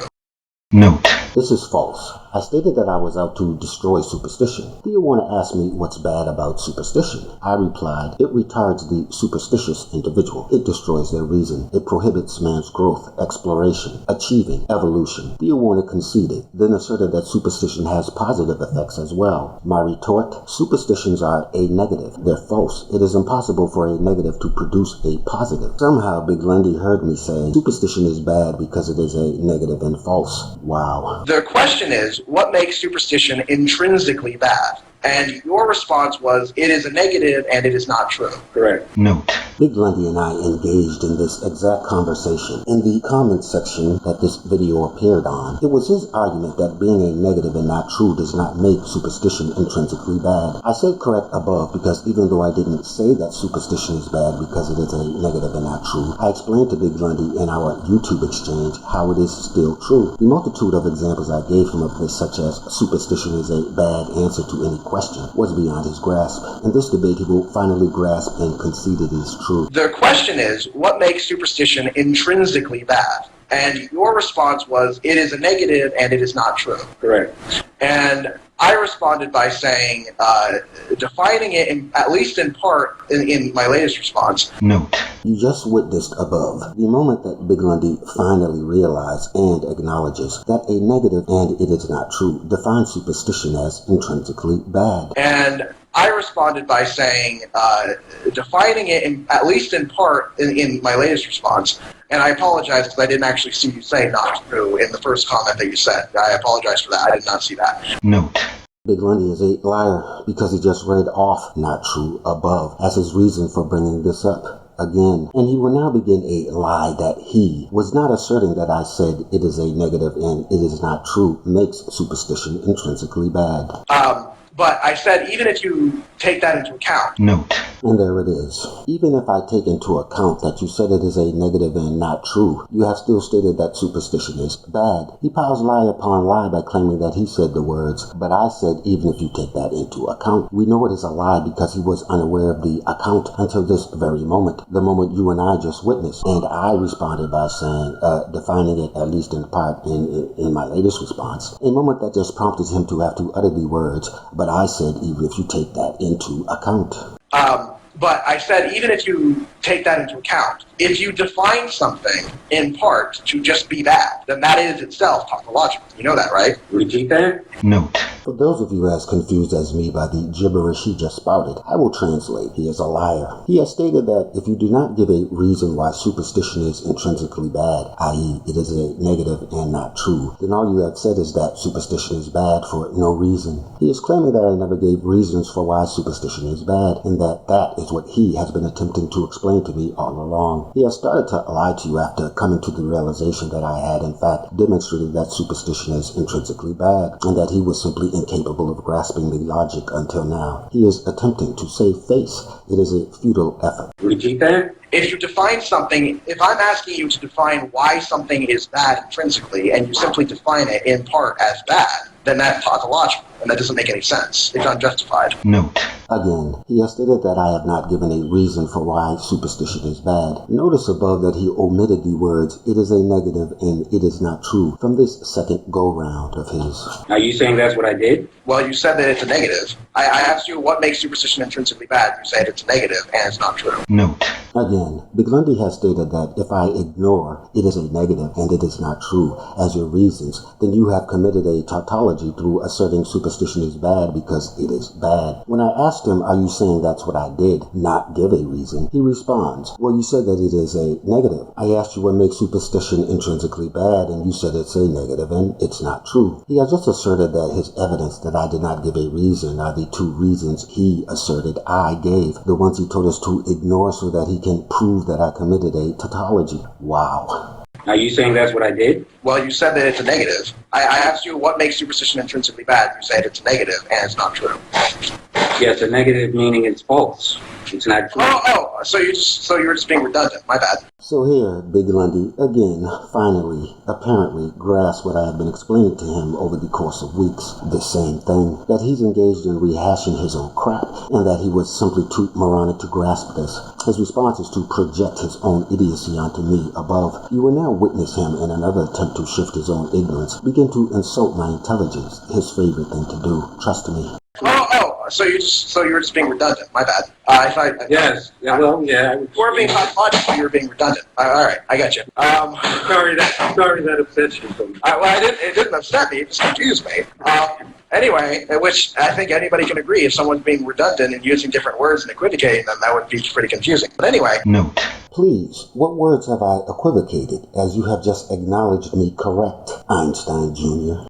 If you say that it's not true, and that that's what makes it intrinsically bad, then everything that falls under the category of not true is then bad. Note. Why he is telling me this since I never said that, he did, is beyond me. Perhaps he wishes to demonstrate, who gives a crap. Since the conclusion of his crap is nonsense, I am more than game to destroy it. He used the word it's, if you say that it's not true. He is therefore referring to a specific thing and claiming it is bad because it is false. For his conclusion, all false things are now bad to be true. All false things must be the thing he is claiming is bad. In essence, he is claiming that because bananas are bad because they are fruit, then peaches are bad because peaches are bananas. To speak of both bananas and peaches, he must assert that fruit is bad because it is fruit. He is committing the ultimate sin he just accused me of, equivocation.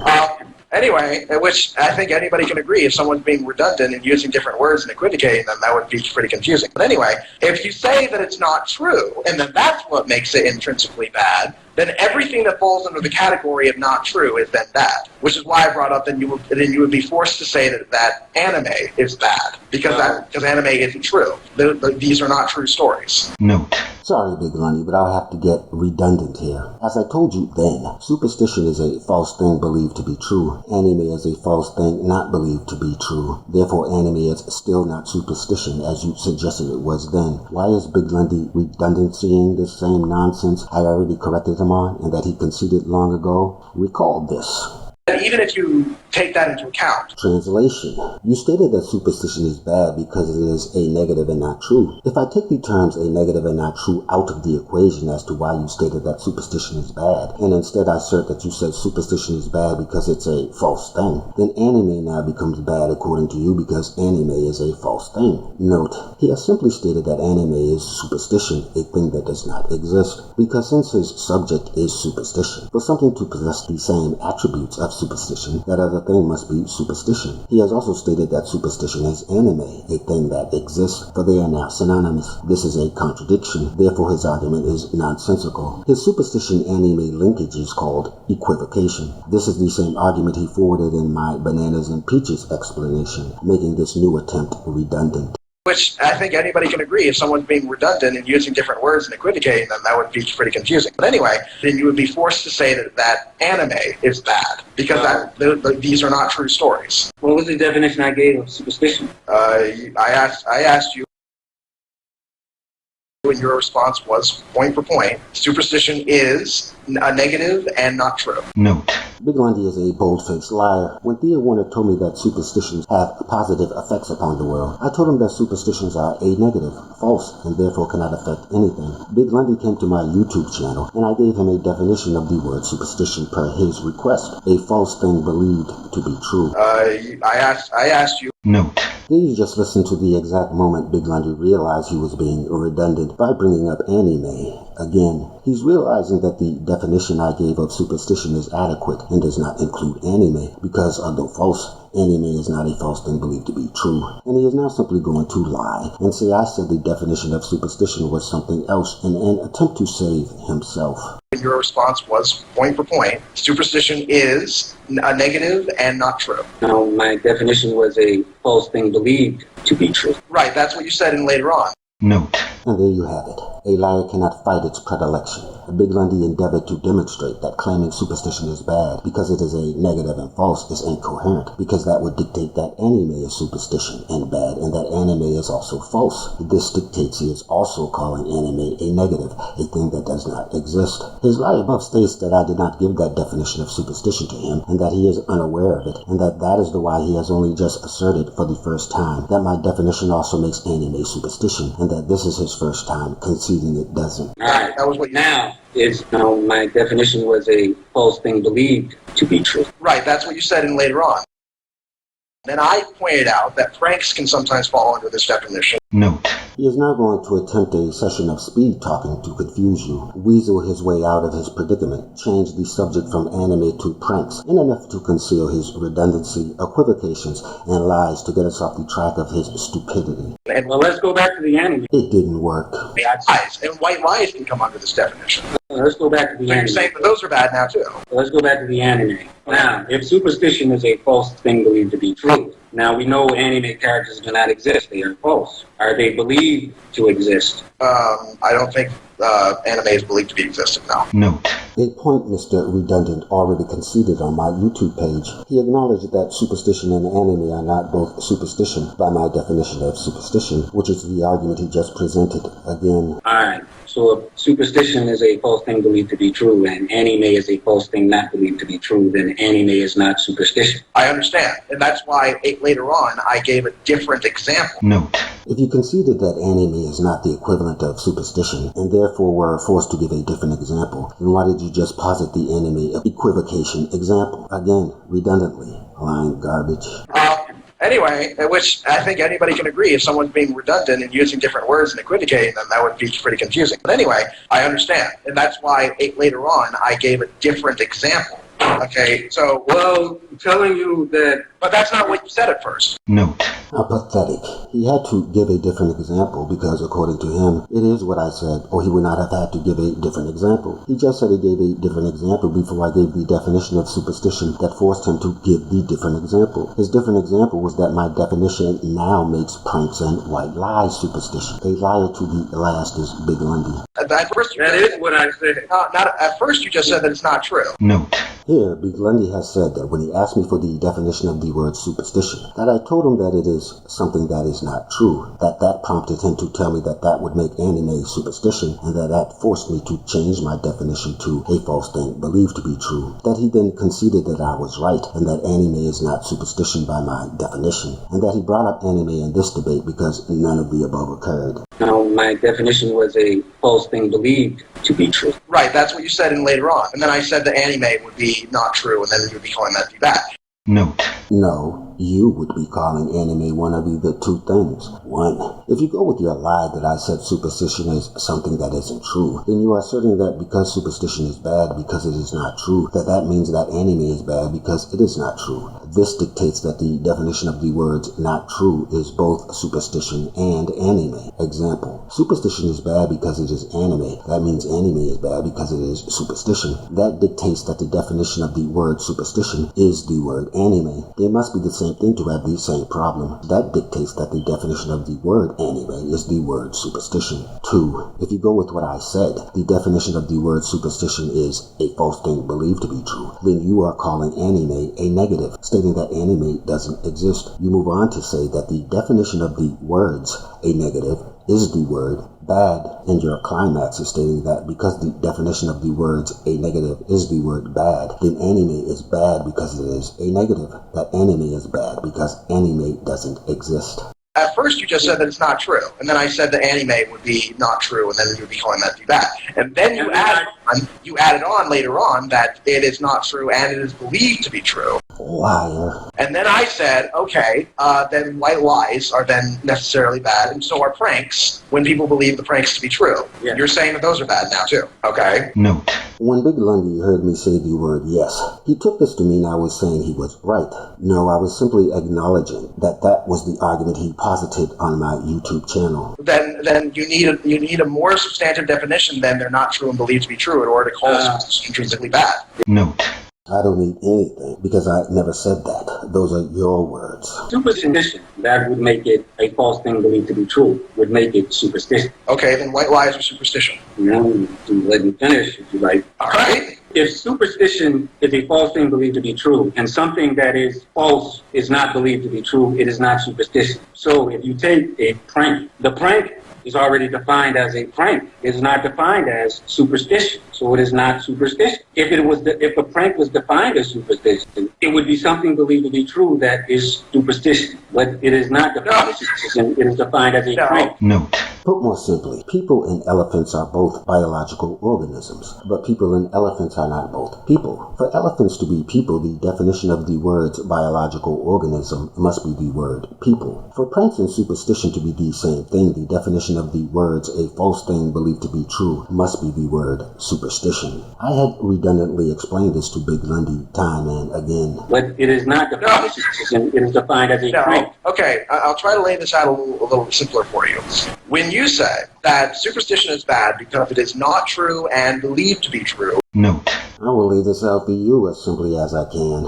I have never said that. That is your own invention. You are creating a group of things. You are creating... Note. When I said right here, I was not agreeing that I said what BigLundi is claiming I said, because I never said it. I am just agreeing that if you say what he is claiming I said, that you are indeed creating a group of things. You are creating a group of things. You're creating a subset of things that are not true and believed to be true. Other things that are involved in that category are white lies and pranks. Yes. So if you're going to label the category of not true and believed to be true as bad. Note. Then how about you just don't do that? It can be very confusing for you. So if you're going to label the category of not true and believed to be true as bad, then pranks and white lies would then be bad according to your definition. I am not labeling things that aren't true or bad. I'm labeling things that aren't true and believed to be true. Note. Like it matters. I am not labeling things that aren't true or bad. I'm labeling things that aren't true and believed to be true. Yes. Note.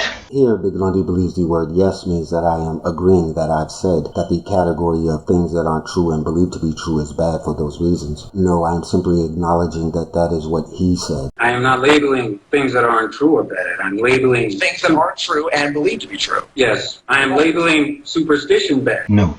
Superstition just happens to be untrue. Okay, but see, this just goes back to the whole tautological deal. You're being tautological, you're being redundant. All right, I got you.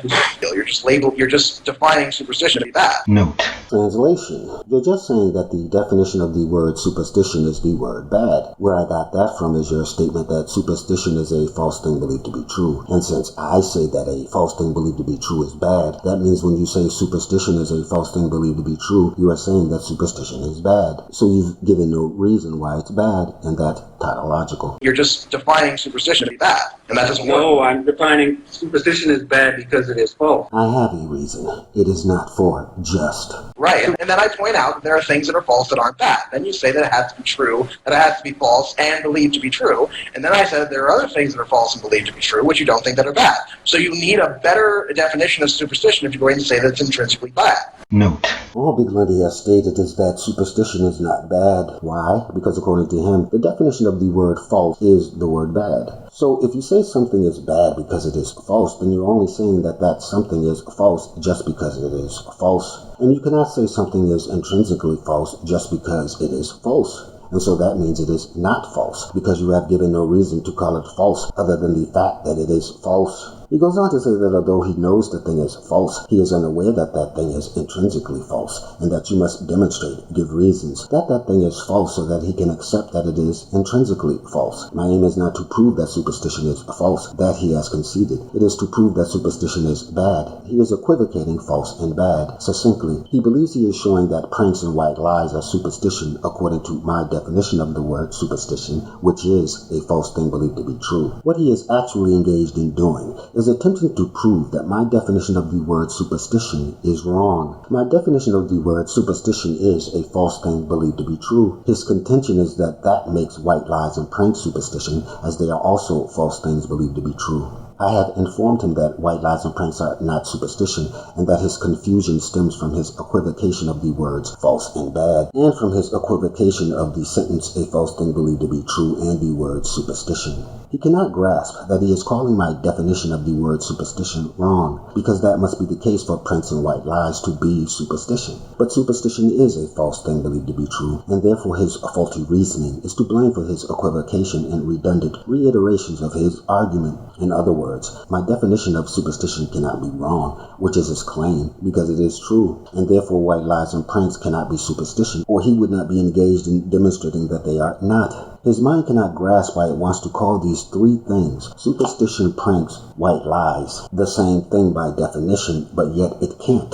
It is simply your equivocation of the words false and bad, and your equivocation of the sentence, a false thing believed to be true, with the word superstition. So you need a better definition of superstition if you're going to say that it's intrinsically bad. No, the definition is adequate. Listen. I mean, you think it's adequate, but it's tautological, so I don't care. If you were being tautological, you're being redundant. All right, I got you. Redundant much?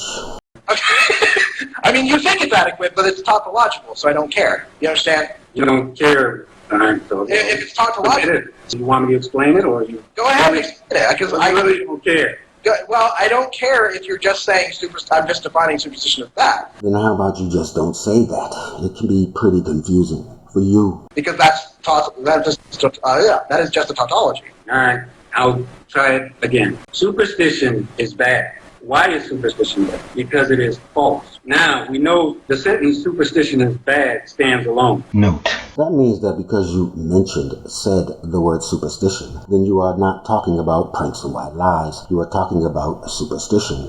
Or, if you are talking about apples, then you are not talking about oranges, just because they are both fruit. To talk of both apples and oranges, you must be talking of the word fruit. Therefore, you are asserting that the definition of the word fruit is the word apple, or in your case, that the definition of the sentence, a false thing believed to be true, is the word superstition. You compound your redundant equivocations by asserting that I have said that apples are bad because they are bad, and that to say apples are bad because they are bad is a tautology, or that to say that Charles Manson is bad because he is a murderer is incoherent. To say Charles Manson is bad because he is bad is not incoherent nor tautology. It is simply the truth. To discover why apples are bad because they are bad, if that is the claim, is to simply dissect an apple and to see what it is composed of, or to eat one. Superstition is bad stands alone. Why is superstition bad? Because it's a false thing believed to be true. Anime, is it bad? Well, I don't consider it bad because I watch it. Is it anime false? Yes, it is false. Is anime superstition? What is superstition? A false thing believed to be true. Is anime a false thing believed to be true? No. So it is not superstition, which is bad. Therefore, anime is false, and so are white lies and pranks, because they are defined as white lies and pranks. No. You were fine until you just decided to skip over white lies and pranks. I didn't skip over. Yeah, you did. Let me explain. Note. This will be good. What you did when you made the comparison between superstition and anime is you said anime is not a false thing believed to be true. Exactly. Therefore, it's not bad. Note. No, not superstition, ignoramus. However, white lies are false things believed to be true. Exactly. Note. I am strictly and strictly only agreeing with that above statement, not his previous. Therefore, you're saying those are bad. No, therefore you are saying that a white lie is a negative, a thing that does not exist. Not that the subject of the lie doesn't exist, but that white lies themselves do not exist. No, white lies. White lies are defined as white lies. They are not defined as... It doesn't matter. You said that the characteristics of superstition that makes it intrinsically bad are false things that are believed to be true. Note. No, those are your words. Your assertion that if superstition, a false thing believed to be true, is bad for that reason, then that means that all false things believed to be true are then bad. Since the mentioned word subject is superstition, you are exclaiming that the definition of the sentence, a false thing believed to be true, is the word superstition. Excuse my above redundancy. It is strictly for BigLundi's benefit. It doesn't matter. You said that the characteristics of superstition that makes it intrinsically bad are false things that are believed to be true. White lies are the exact same thing in that category. False things believed to be true. Yes, but it doesn't make them bad because they're not superstitious. Note. An apple is not an orange just because they are both fruit. Why? Because an apple is defined as an apple. A prank is not superstition just because they are both false things believed to be true. Why? Because a prank is defined as a prank. But again, you're just, at that point, you're just defining superstition to be bad. You're saying that the characteristics of superstition, either both not being true and believed to be true, are bad, unless it's not superstition. Oh, I see what you're saying. All right, I get what you're saying. Note. To understand my above words, you must be made aware of multiple things. I created an argument titled The Argument from a Disconnect to Reality, or Yahweh Allah Doesn't Exist. BigLundi informed me that my argument does not disprove the existence of gods, and asked for this debate to prove this to me. A YouTube user by the name Theo Warner asked me what's bad about superstition. I told him it retards humanity, destroys man's reason. After agreeing, he stated that superstition also has positive effects. I told him impossible. Superstitions are a negative. A negative cannot affect anything.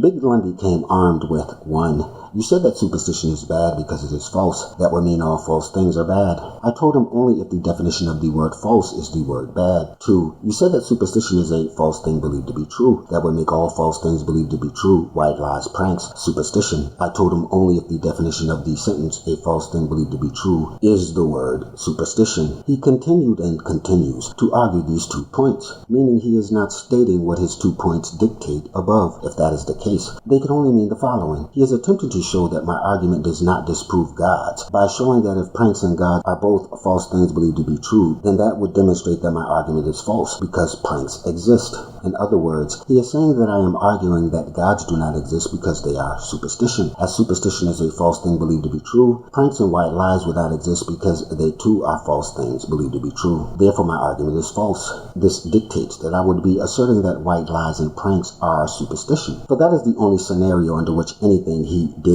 is saying would make any logical sense. I gave him too much credit. I was correct in my first assessment. As stated, the only condition under which anything he is saying can be coherent in any sense of the word is if he is claiming that I am asserting that white lies and pranks are superstition. And now, from a previous episode of the show. And I apologize because I didn't actually see you say not true in the first comment that you said. I apologize for that. I did not see that. He is now aware that all he has said is garbage. He will now make an absurd assertion to continue on this track. But I said, even if you take that into account. Translation. Although you didn't say this, billzybobb, I'm telling you that you did say superstition is bad because it's false. So that means you said pranks are bad because they are false, even though his above conclusion is incorrect. I was simply dumbfounded by this assertion. He has asserted that if a person makes up something and says that you said it, then you said it. But I said, even if you take that into account, if you define something in part to just be bad, then that is itself tautological. You know that, right? Translation. I'm going to make up some shit and say you said it, which means you said it, so that I can prove what you said is wrong. Put bluntly, BigLundi is claiming that his thoughts create reality, that if he thinks it, then it is. If he didn't say there was a moon there would be no moon, because he is claiming that I did not say what I said, therefore it didn't happen, and that I did say what he is asserting I said, therefore that did happen. And now, back to tonight's episode. The characteristics of superstition, either both not being true and believed to be true, are bad, unless it's not superstition. Oh, I see what you're saying. All right, I get what you're saying. You think I'm saying that the definition of the words a negative is the word bad. No, that's too complicated for him. Try something else. you think Think that your thoughts create reality because I have asserted nothing you are claiming I have said. No, that's way too complicated for him. Try something else. you think you're not saying I'm saying that white lies and pranks are superstition. You're saying that people like you will think my definition of superstition includes white lies and pranks. Yeah, I'm saying that they're bad, according to you. Oh. As All right, I get you now. Note. He continued and continues to argue these 2 points. He then is attempted to show that my argument does not disprove gods by stating that I am arguing that gods do not exist because they are superstition. And since superstition is a false thing believed to be true, then pranks and white lies would not exist because they too are false things believed to be true. This dictates that I would be asserting that white lies and pranks are superstition. So that is the only scenario under which anything he did is saying would make any logical sense. As stated, the only condition under which anything he is saying can be coherent in any sense of the word is if he is claiming that I am asserting that white lies and pranks are superstition. You're not saying I'm saying that white lies and pranks are superstition. yeah, I'm saying that they're bad, according to you. As All right, I get you now. that took a long time. Yep, he said it. Well, hey, I never said I was Shakespeare or Einstein. Yeah, I don't think anybody else had either. Yeah, well, you've proven some stuff here too, pal. So don't try. If you don't think you have, then I'm sorry. I have to inform you. If you say so. All right, I do. Note: I was a curious child. I'd go to my father with questions. His answers were absurd. I soon came to the conclusion that my father was an idiot. I stopped asking him questions. I determined to develop a method to ascertain the answers to all my questions. It evolved into answering those questions aloud, conversing with this repulsive brain gnome that would periodically hear stuff and attempt to get me to accept it. You are about to witness this phenomenon. You may assume that I am talking to BigLundi here. I had completely forgotten that idiot. I am engaged in determining how an individual to come to the conclusions he's arrived at for the purposes of constructing an argument that he will finally be able to understand. Thinking I am speaking to him, he will interrupt me during my perusal. Now, as far as, well, yeah, I can see what you're saying there. That, I don't consider pranks and white lies to be bad. So, but pranks, if you say something false, that, but I still don't see how that applies. Translation: I still don't see how anyone can come to the conclusions you have arrived at. If a prank is defined as a prank, it's a false thing that isn't believed to be true. What are the characteristics of a prank, i.e. a prank consisting of me? Note: wow, this was about to be some good stuff. Alas, I opted to shut the fool up. What are the characteristics of a prank, i.e. a prank consisting of me? Yes, I see what you're saying. I just can't, at the moment, come up with a new way to make you see what you're saying. But no, I wouldn't. No, pranks aren't bad, nor is white. Which is exactly. But that depends on your point of view.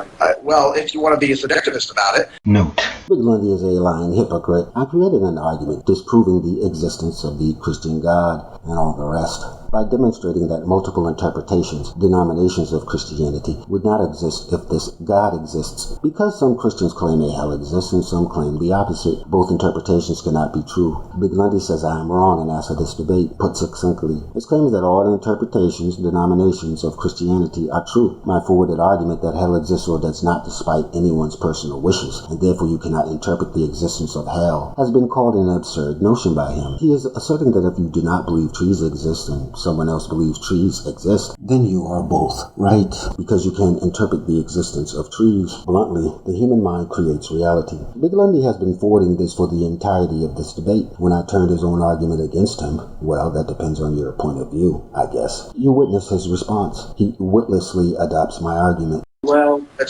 that depends on your point of view.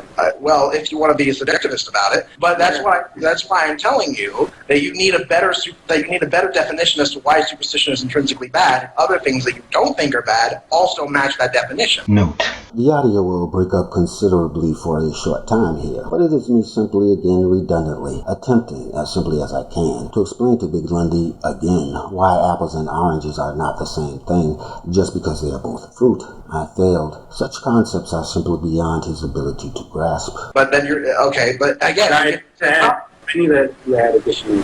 Yes, you need to add more things in order to make it bad that excludes it from other things that you don't think are bad. Note: here, BigLundi is under the impression that I am agreeing that my definition of the word superstition is incorrect by stating that I need to add more to the definition. What I am stating I will add is an explanation as to why elephants are not people, just because elephants and people are both biological organisms. To people that believe elephants are people because they are both biological organisms, it is because elephants are defined as elephants. For you, BigLundi, and your friends, that monosyllabicizes to elephants are not people because elephants are elephants. That is what I am adding. Make to me, and we'll go ahead and move on to the next topic. You're kind of an asshole, aren't you? I apologize. I've been trying to be as mean as I can. Note: after his above truthful statement, BigLundi immediately apologized for it and claimed that he meant to say, I'm trying to be as nice as I can. He is a consummate liar, as we've learned repeatedly. You should be made aware that this superstition section has absolutely nothing to do with my argument. The argument from a disconnect reality or Yahweh Allah doesn't exist. The thing BigLundi claimed he would prove false. He actually came to my YouTube channel and, paraphrasing him, stated, why are you still peddling your argument after I proved your definition of superstition was wrong, and after all the other stuff I proved in our debate? It didn't break my heart in the least to tell him the definition of superstition has nothing to do with my argument. It's the reason my YouTube channel exists. I guess you missed that. The only reason Theo Warner and I were discussing it is because I told him I was out to destroy superstition. As for this other stuff he is alluding to, well, BigLundi believes his mind creates reality. You were talking about Kermit the Frog and comparing him to God. Evidently, BigLundi finds that odd. So we were talking about signified and signifier, and you were saying that there were two truth claims that we're comparing. We're saying that Kermit the Frog exists as a puppet, just like 1 + 1 = 2. They're both. God doesn't exist, just like 1 + 1 = 2. So you're saying that it's 100% math. You can't say that. Well, you can say that. Note that I can't say it's a 100% fact that gods don't exist. But regardless of that, for the sake of my argument, I just asserted that God didn't exist for the sake of the argument. Okay, so you asserted that God doesn't exist, just like 1 + 1 = 2, so that you could make an argument. Yes, it was a part of my argument. It was an analogy. So so it wasn't an actual thing that you were declaring. Note. Yes, it was an analogy. If the thing you are analogizing is true, then the analogy likewise is true. Okay, so it wasn't an actual thing that you were declaring, it was just hypothetical. No, an analogy. Like saying God doesn't exist, just like one other. Note. To understand this exchange, you must be made aware of previous exchanges I had with Cardinal Virtues, BigLundi, and others. They all, after hearing up my argument, informed me that my argument did not disprove the existence of gods as claimed. Their reasoning? Gods are unfalsifiable. It is impossible to prove that gods exist or do not exist. My analogy was to inform them that if the statement gods exist is false, then it can be proven to be false because it is false as the statement 1 + 1 = 5. If the statement 1 + 1 = 2 cannot be proven to be true, then truth does not exist. This fact is a truism they and BigLundi, as you see, could not grasp. My argument declares and demonstrates the non-existence of gods, but in the video he is referring to, I simply use Kermit the Frog and the above math equations to demonstrate that gods are not unfalsifiable. But if you ask me, God doesn't exist. If I believe or if I know God doesn't, I would tell you with 100% assurance. I know God doesn't exist. You know that a deistic God doesn't exist. Note. You know that a tooth fairy doesn't exist. Not a deistic God. I'm only concerning myself with the Christian. Not the tooth fairy. I'm only concerning myself with the tooth fairy's big brother, Phil. Okay, so you know monotheistic gods don't exist. That's what you're saying. Okay, so you know the tooth fairy's big brother, Phil, doesn't exist. This particular one. See, the tooth fairy has many brothers. They're all clones and they all have the same name, Phil. I am specifically speaking about Phil, not the Tooth Fairy or the Tooth Fairy's other brothers, Phil. See, the Tooth Fairy has given me no reason to speak out against her. She's very nice. Nor has her brother Phil. He grants 3 wishes. But her brother Phil has got to go because he's a piece of shit. BigLundi is of the opinion that when he mentions deistic gods, that he is not talking about the Tooth Fairy, and that when he mentions monotheistic gods, that he is not talking about unicorns, and that when he mentions leprechauns, that he is not talking about both deistic and monotheistic gods. He is mistaken. His statement, you know deistic gods do not exist, translates to, you prove the Catholics' God doesn't exist, but you haven't proven the Baptists' God doesn't. Or, you proved leprechauns don't exist, but not lucky 4-leaf clovers. Or, you've proved magic doesn't exist, but you haven't proven that magic doesn't exist. That is the full scope of his comment. See, I'm of the opinion, and this is something that that can be argued, but I don't think you're the person to argue this with. I've been reading a lot of Wittgenstein lately. Do you know who Wittgenstein is? I've heard of him. He is a jerk. Is he an asshole like you? I don't know. He's characterized as an asshole, but he was a fantastic philosopher. You're in good company. Okay, great. Note. Here this fool believes I am acknowledging his greatness as a philosopher. No, you're just an asshole. BigLundi is about to inform you that I have not disproved the existence of gods because gods are unfalsifiable. Immediately, after mentioning the video I made with Kermit the Frog and 1 + 1 = 2, demonstrating that gods are in fact falsifiable. This is why it is impossible for me to be placing you in a category of a great philosopher, although I do place you in the category of the one you mentioned. Anyway, Wittgenstein essentially wrote a book called On Certainty, and I've been reading that book, and it's an extremely good book. What he says in it is that to say that you know something is as ridiculous as to doubt that which you think you know. Well, So if you say, I know that God doesn't exist, what you really mean is, I'm certain that God doesn't exist. You don't, in fact, know it. I know it. Okay, so you're saying that you know it. Can you demonstrate? Note. Yeah, 1 + 1 = 2, and Kermit the Frog. Remember? So you're saying that you know it. Can you demonstrate? You're basically saying that knowledge doesn't. 100% knowledge is an illusion. I can probably go with that. Note. To understand what I'm on about with that statement, you should probably be made aware of how my mind works.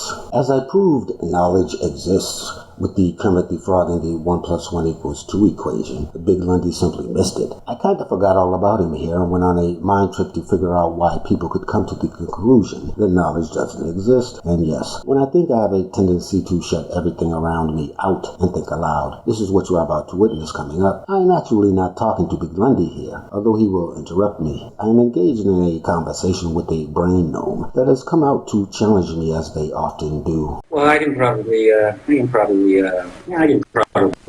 with that. I can probably say that. But if you're not talking about, I can go with that. But if you're not talking about 100% knowledge, if you want to talk in sort of a human kind of standard, then I can say, I know that doesn't exist.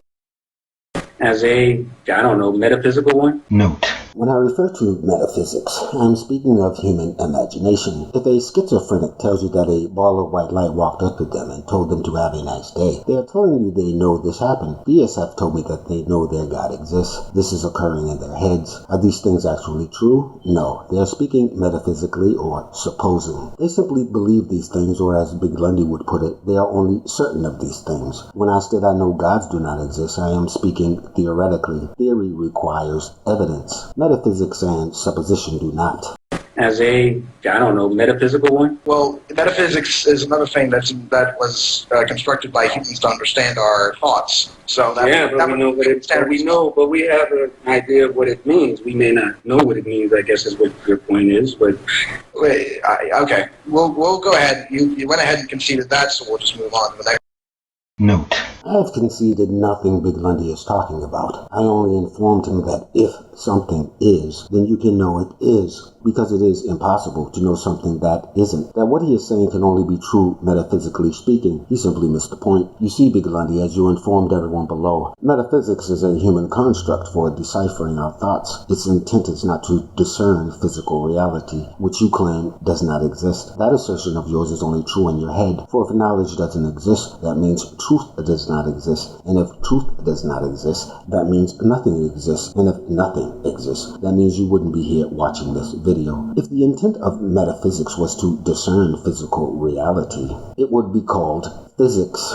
I informed BigLundi, the Iowana cardinal virtues, and the rest of their little band that as my argument demonstrates the non-existence of gods, this entails that every single word in the Bible of Christianity is made up. Their answer to that is that it is not all made up, and what they produce as their evidence is stuff they make up on the spot to demonstrate it is not made up. Watching this video, you will realize that BigLundi has done nothing this entire debate but make stuff up to demonstrate that Christianity is not made up. If it is not made up, then it is true. And if it is true, it can be demonstrated to be true because it is true. They are all engaged in ad hoc bull. There is another term used to say ad hoc and made up. Abstract thinking, as to mentally masturbate without being condemned. People like BigLundi, Thea Warner, and Cardinal Virtues invented the term metaphysics. I had never heard the term metaphysics until these people began using it in defense of illogical garbage. Thea Warner told me that you have proven gods don't exist because of all the inherent contradictions that must be ignored. But what I want to talk to you about is if it is possible for gods to exist. So let's start making up stuff, create a god of our own right now until we arrive at a contradiction so that we can then know if it is possible or impossible for gods to exist. He referred to this as abstract thinking, and that word has been a constant in every discussion, along with metaphysics, I have had with any of these people. When I informed the Warner that I would never, ever speak to him abstractly, metaphysically, unless we are talking about who would win in a fight between Superman and the Hulk, he informed me that I am silly, stupid, and anti-intellectual. I told him that my argument disproves the existence of the supernatural, so if he wants to know if his new made-up God can exist, then all he needs to do is to answer the question, is my God supernatural? People that use the word abstract metaphysics simply invented it so that they can accuse you of ad hoc gibberish, but avoid the accusation when they make up stuff. Period. Well, metaphysics is another thing that was constructed by humans to understand our thoughts. We can know that 1 + 1 = 2 because it is true. We cannot know that 1 + 1 = 5 because it is false. Therefore, we can only know true things. This means that the statement BigLundi has quoted, to state that you know something is as ridiculous as to doubt that which you think you know, cannot be true if it is true. He has simply stated that knowledge doesn't exist whilst claiming that this quote imparts knowledge. Succinctly, he has claimed that knowledge both exists and doesn't exist, as he has claimed that hell both exists and does not exist. To be true in what it is saying, this quote must therefore read, it is my opinion, my supposition, that to state that you know something is as ridiculous as to doubt that which you think you know. I don't know how long this quote has been traversing the mind of BigLundi's, but this is the first time I have heard it and already demonstrated it false, as he failed to grasp my debunking of this quote in this debate, as well as failed to grasp the same explanation in my video introducing him to Kermit the Frog in 1 + 1 = 2. I made a special video for BigLundi titled A Quickie on My Skype Debate with BigLundi that I hope would relieve his, Theo Warner's, cardinal virtues and the rest of their camp's dependence upon this superstition that knowledge does not exist. This video failed. None of them could understand it as monosyllabically as they forced me to explain it. I'm quite certain they are all still running around claiming that nothing exists. This would probably be the last point. For it to be your last point, there would have to have been a previous. Can you explain to me what you think the argument from divine hiddenness is? Well, from my interpretation, it simply means that someone does not understand what a God wants because this God its mind is, I guess, beyond humans to understand. No. I mean, you're kind of right, but you left out a lot of shit. I'll go ahead and explain it to you a little bit better. The argument from divine hiddenness means that a God has a heaven and a hell. The criteria of which you go to them includes believe in him. This God, being benevolent, doesn't want you to go to hell. So this God would then, by default, that would make his presence an inarguable fact. And because he has not believed that that's God, there is argument among Christians, among Muslims, among Jews, among Hindus about this God. Because this God is not clear, and a lot of people are going to go to hell because of that, then this God is either an asshole or he doesn't exist. Yes. Okay. So now you understand what it means. Note. The reason BigLundi is bringing up this argument is because he and Theo Warner are claiming that this is the argument I am presenting. Let us compare the two. My argument is as follows. The Christians purport a God. The Christians purport this God wants humanity to believe in it. It is impossible to believe in something that does not exist. Therefore, this God wants humanity to know it exists. The Christians' evidence that this God wants humanity to know it exists is their Christian texts that they claim are the evidence this God gave to humanity to ensure humanity's knowledge of its existence. Humanity does not know if this God exists. This God is omniscient and omnipotent. It is impossible for humanity not to possess knowledge of an omniscient and omnipotent entity that wants humanity to possess knowledge of the entity's existence. If an omniscient and omnipotent entity, possessed of all knowledge and power to bring about what it wants, cannot accomplish what it wants, it does not exist. There are many interpretations, denominations of Christianity. The Christian claims Christianity is true. Thus, to be true, Christianity must be open to interpretation. Some Christians claim hell exists. Some Christians proclaim a hell does not exist. These are opposing interpretations. A hell exists or does not despite their wishes. Thus, interpreting Christianity is erroneous. Christianity is not open to interpretation. This dictates that Christianity is to be taken literally. To be true, Christianity must be literal. Let us dissect a Christian statement. If you possess even a mustard seed size of faith, you can move a mountain. This literally states that a Christian can transport Mount St. Helens to the moon, cause manna to rain from heaven, turn water into wine, walk on water. They cannot. This is the dictate of their God that, for they claim, anything is possible. If anything were possible, you'd be able to do anything. Transport Mount St. Helens to the moon. Their God does not exist. So what you did in your latest video, which wasn't addressed to anyone in particular, but it was addressed to, I think, Theo, me, and CV, was you read off a series of comments of some guy who said, I think I understand Bill's argument. And he pretty much outlined that argument. No. Okay. Go ahead. I'm sorry. And then you said that is exactly what I meant. Yes. So what is the difference between, I mean, I know the difference between your argument and that argument. Note: if you acknowledge that these arguments are different, then they are not the same argument. So why do you persist in stating that they are, in fact, the same argument, repeatedly, as you have just done again here? But what do you think is the difference? Because you said before that that's not the argument you're making. Well, why don't you tell me what the difference is you believe it is? Okay, the difference that I see between your argument and the argument is that it cannot happen if a God exists, because this God would want us, because if this God did exist, then he would reveal itself in a way that there would be no need for interpretation. Yes. Note: venture back to BigLundi's explanation of the argument from divine hiddenness to discern his monumental misunderstanding. He states that Christians, Jews, Muslims, Hindus, monotheists, and deists interpret their God in different ways. He mistakenly believes that when I use the word interpretation, that I am referring to all these people's differing views of what they each claim this God creature is. My only interest is in what each religion claims their God has said. What are their God's edicts? BigLundi states that Eastern Orthodox Christians and Roman Catholics are both Christians, even if one asserts that their God has revealed that judgment does not exist, and the other asserts that their God has revealed that judgment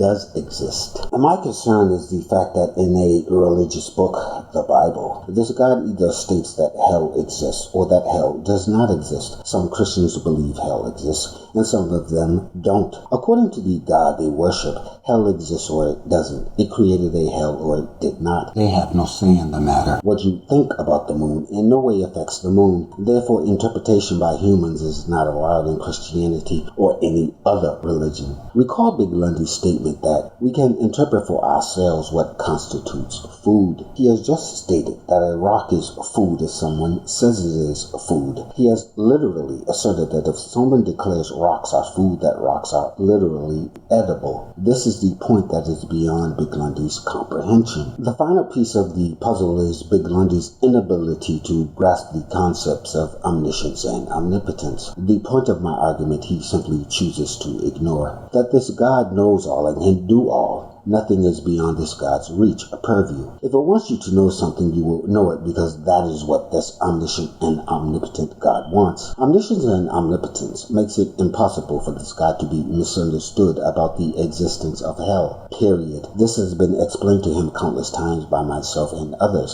such as my context and Snake Plisskeness. But this concept is beyond his intellectual capacity. Okay, the difference that I see between your argument and the argument is that it cannot happen if a God exists, because this God would want us, because if this God did exist, then he would reveal itself in a way that there would be no need for interpretation. Yes. Okay, and that's not the same thing. Note: if it is the same thing, then why are you presenting it as it's different? I know. If this God is omniscient and omnipotent, and it has sent a Jesus or Christianity to humanity, for humanity to worship and follow, the sending of this Christianity, this Jesus, is the evidence that this God wants humanity to know it exists. If you don't agree with that, that's a sentence for belief in it. Now, as far as the God's actual existence is concerned, if this God is omniscient and omnipotent, and it sent evidence for its existence, then it wants humanity to know it exists. So humanity would, because that's what the God wants. Not necessarily. I mean, he could have sent Jesus down just to wipe slates clean, and it doesn't matter if you believe that Jesus exists or not. It still happened regardless. Like, your sins are still wiped clean regardless of whether or not you believe. Note: No one but BigLundi's mama can link that drivel BigLundi just spewed to anything my comment relayed. BigLundi was just informed that some guy sent his son, Jesus, to BigLundi's home to inform BigLundi that the kid's father is BigLundi's next door neighbor. The father gave the kid their DNA samples, photographs of them, and home address, the Bible, to give to BigLundi. When informed that this means the father wants BigLundi to know the father exists, BigLundi retorts, the guy could have sent his son to clean my toilets, but that doesn't mean I have to believe the son's cleaning my toilet. As I am well aware by now that it is fruitless to explain here anything my argument states, and that I and others have already repeatedly attempted to clarify for him, I am now in let this guy embarrass himself for as long as he wishes mode, as that was his game plan for me. Your sins are still wiped clean regardless of whether or not you believe. Because Jesus was sent. Yeah, we could say that. Right, so that wouldn't have to believe. No. Then you would have to bring in Adam and Eve, what their purpose was. No, because a lot of Christians don't believe in Adam and Eve. Note: BigLundi is unaware that the reason, according to some Christians, their valid interpretation, as BigLundi would say, that human beings reside on this earth is due to a thing some Christians refer to as original sin, the sin that Adam and Eve committed to be cast from paradise and into an existence of death and strife, and that due to their sin all their children, us, are destined for hell as payment for the sin of our parents. That this God then gave us a way out of eternal torture, it sent Jesus. And as long as you believe in Jesus, as long as you believe in this God, and slavishly beg its forgiveness for the affront of Adam and Eve, you preferring freedom to slavery, you are spared the eternal torments of hell. If, as according to BigLundi, this God does not require you to believe in it, Jesus, require your willing, happy slavery, then what was the purpose of Adam and Eve? What was the purpose of our expulsion from paradise? What is the purpose of hell? Why is the world, as some would claim, so screwed up? Why is there murder, rape, war? Because of Adam and Eve. If a Christian does not believe Adam and Eve existed, as Tijuana claims Roman Catholics do not, then their God is simply sending humanity to hell. It created humanity to torture it. There is no escape from hell. No Adam and Eve mean no rhyme or reason to any of this demented, atrocious, depraved insanity beyond the sickening one most Christians, Tijuana, adhere to. I am just following orders. No, because a lot of Christians don't believe in Adam and Eve. I know, that's where the interpretation comes. But as I thought I had clarified to you, my interpretation was for not. Note: I was about to go into the problem of interpretation with him for the 1,000,000th time, but I thought better of it and decided on a new track. But as I thought I had clarified to you, my interpretation was for not. People can bring me their individual interpretations as they feel, okay, and I can respond to those. My interpretation was responding to what you consider a evangelical Christianity. Now that God does or doesn't want humanity to know it exists. Okay, I want to make this clear because you really didn't say anything there. You said that an evangelical version of God does or doesn't want humans to believe that he existed. So we literally haven't said anything then. I already said if it sent Christianity, that is its evidence for its existence. Pure and simple. That is the evidence for its existence it's sent, if you read the Bible literally. Not necessarily. Again, there's a lot of interpretations that you don't have. I know. At all. Exactly. That's what I'm saying. But I'm talking about that subset you're talking about. Now, if someone wants to bring me their individual interpretation, well, I'll work on an equation for that. Okay. Can you work on an interpretation that says you don't need to believe in Jesus? Yes, that's an I can work on that one. Can you do it now? That you don't have to believe in Jesus. Then I would ask. Note: the audio broke up. I believe I asked, what is the significance of Adam and Eve to Christianity? Because that was the question I posed to BigLundi the first time he suggested this interpretation of Christianity. And because it is the only response that occurs to me from the statement, Christians do not have to believe in Jesus. Then I would ask, what is the significance of Adam and Eve to Christianity? You'd say, I don't know. Well, then I would ask you, what evidence do you have that Jesus existed? That you can even say you don't believe in Jesus? Note: To believe in Jesus, Jesus must exist. Jesus must then give you something to believe in. In this instance, that would be Christianity. If you do not believe in Christianity, Jesus, then you are not a Christian. BigLundi is stating that if a person does not believe in Christianity, Jesus, that person is still a Christian, that you are a Christian. I didn't say that they would say that they don't believe in Jesus. I said no. I thought you were playing devil's advocate. Well, I am playing devil's advocate, but I'm saying that. But then you have to. They wouldn't say whether or not they believe. They'd just say I don't know whether or not he existed. I would just say they just. Well, all right. Note: an interpretation stating that you don't need to believe in Jesus is not an interpretation for Christianity. Such an interpretation does not exist and cannot exist. It is an inept statement from an incompetent thinker. It states that Jesus existed, but that you don't have to believe in its word, Christianity. Jesus is called Christ for a reason. I do not know whether or not Jesus existed is not an argument for Christianity. It is called agnosticism. It is evident BigLundi knows nothing he is talking about. They just all right. Well, first for us to go anywhere, you have to say that this person is actually a Christian, and they actually have some teachings that they believe. Note: in other words, we must determine what Christianity is to decide if this person is speaking Christianity. Your claim is that is unnecessary, that any claim is Christianity, including mine. I'll try and make this a little simpler. Let's say that they do believe Jesus existed, but that you don't have to. They say you do believe Jesus existed, but you don't have to? Right. I'd ask them if they believe Jesus existed. And if they said yes? Then I'd ask them, who sent Jesus? I think they would probably look at that the same way that they would say that Bill O'Reilly asked the question, who put God there? Who put the moon there? So they would say they don't know who sent Jesus. They would say that's a nonsensical question.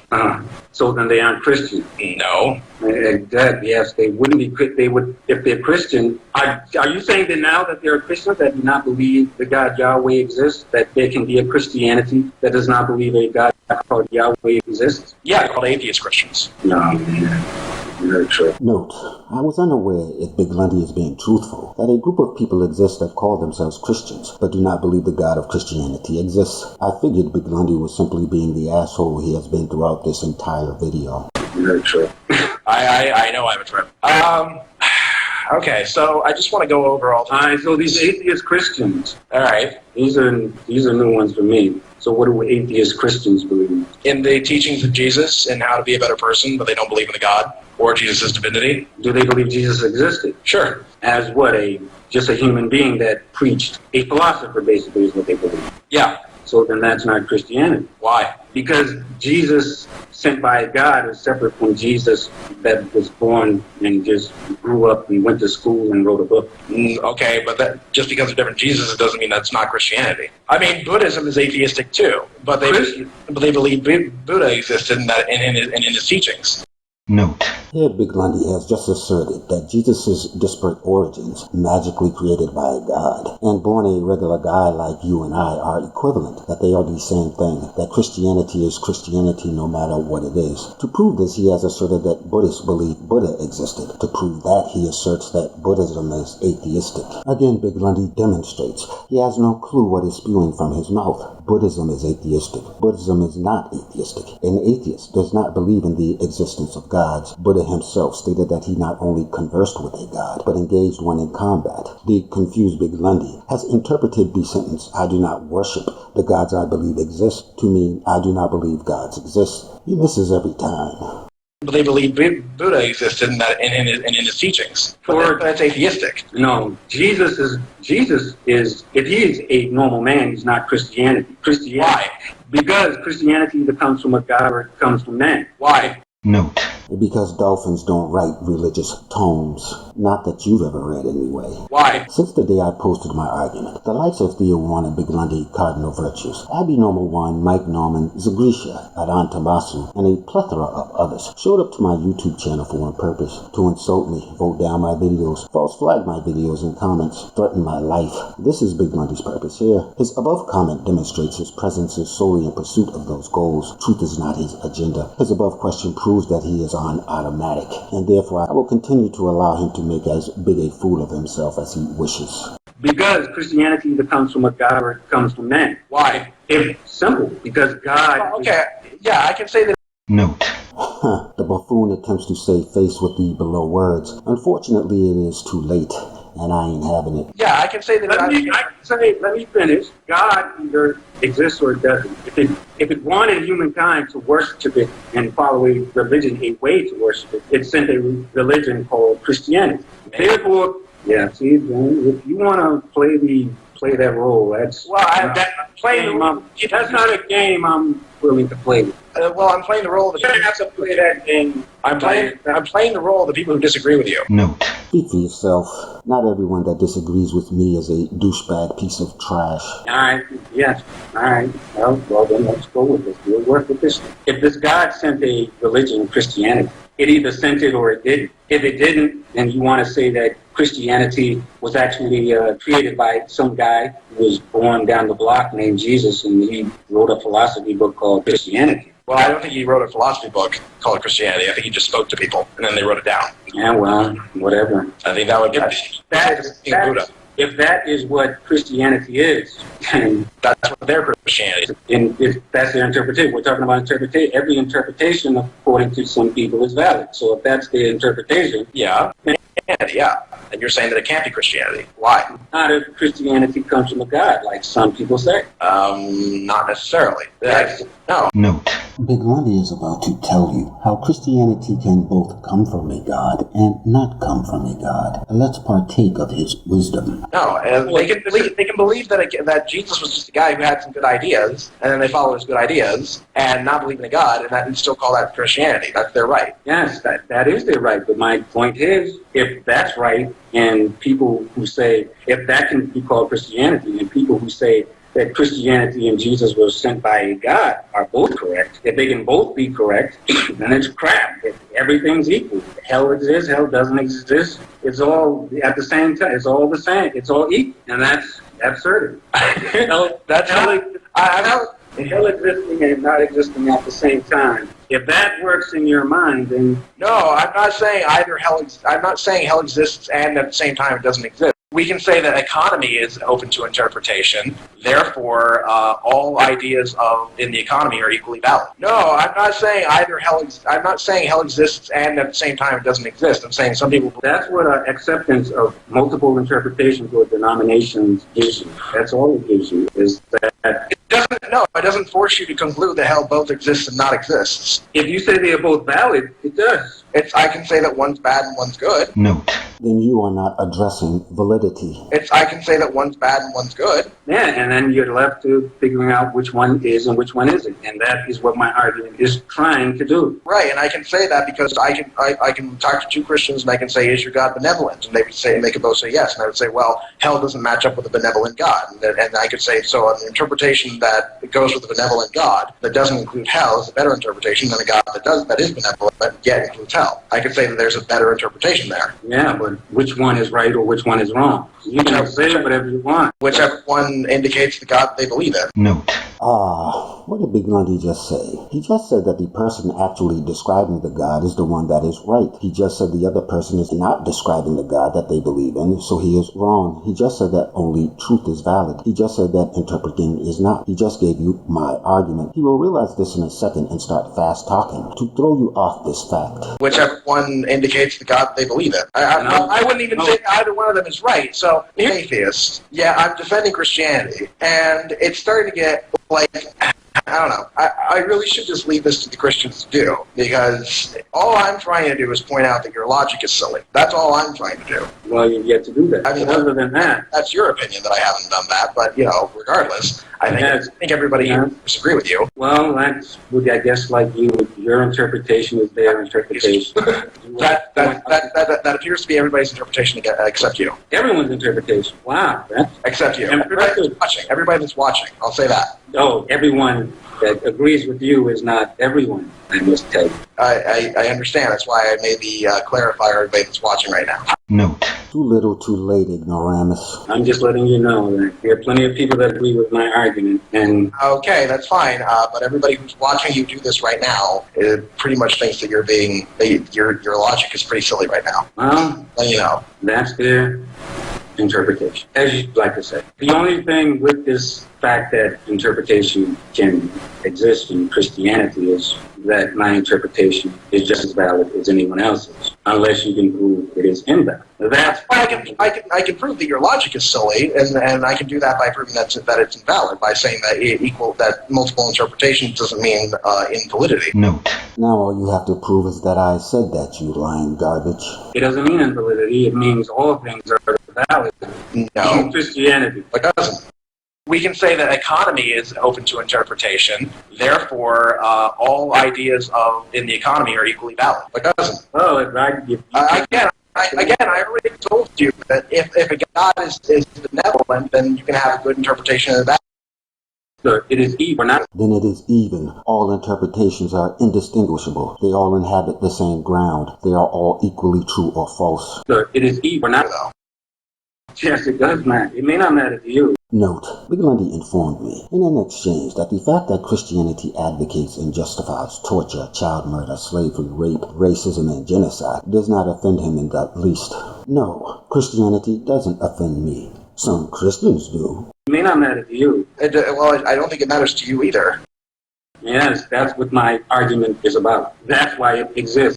But again, all this really goes down to is my God is benevolent, and therefore my interpretation that there's no hell is better consistent with that particular kind of God. And at that point, you in arguing with them can only come to the argument of, okay, can you give a demonstration of that God's existence? No, my argument is that what you believe about hell doesn't matter. Hell either is something or it isn't. Right, and they would say that it isn't because of what they believe. And that would be an interpretation, which would make any interpretation valid. No, we can say that economy is open to interpretation, therefore all ideas in the economy are equally valid. Yes. Again, Okay, you are. if you define God that he's benevolent, that's up the universe. Yes, but it's either bad or good. Yes, but at that point, can you really demonstrate that? Note. 1 + 1 = Kermit. Anyone? Grade schoolers get that. The point of the matter, BigLundi, is that it cannot be demonstrated. Things that can be demonstrated require one essential thing, truth. The very thing that is to be demonstrated is required to demonstrate that thing. We refer to this as evidence. To demonstrate which denomination of Christianity is true requires evidence that that denomination is true. This evidence is purported by Christians to be the Christian texts. The Christian texts do not demonstrate that Christianity is true. This dictates that the Christian texts are not evidence. No denomination can be demonstrated to be true because no evidence exists that any denomination is true. In point of fact, I have presented the evidence that proves they are all false. The only condition under which a proposition cannot be demonstrated to be true is if that proposition is false. Yes, but it's either bad or good. Yes, but at that point, can you really demonstrate that? If it is bad or good is the point. Yes, and the only way Which one is it? Which one is it? And the only way you can get them to demonstrate that is by asking them for the evidence of that which they're claiming. Note. Can't ask. There are too many interpretations to ask. They all tell you different stuff. They're called denominations. If evidence, as you suggest we ask for, existed, then we would know it is true and there would be no discussion. No, they don't know. One person doesn't have a shit ton of interpretations. Wow. No, there are two. Everyone's interpretation of Christianity is the result of all these denominations. One of them is right. If this God exists. The rest have to be wrong. It is as simple as that. Not necessarily, because there could be multiple interpretations of Christianity. Yes, which means that hell can exist and can't exist at the same time. No, again, you don't have I don't know how else to explain this to you.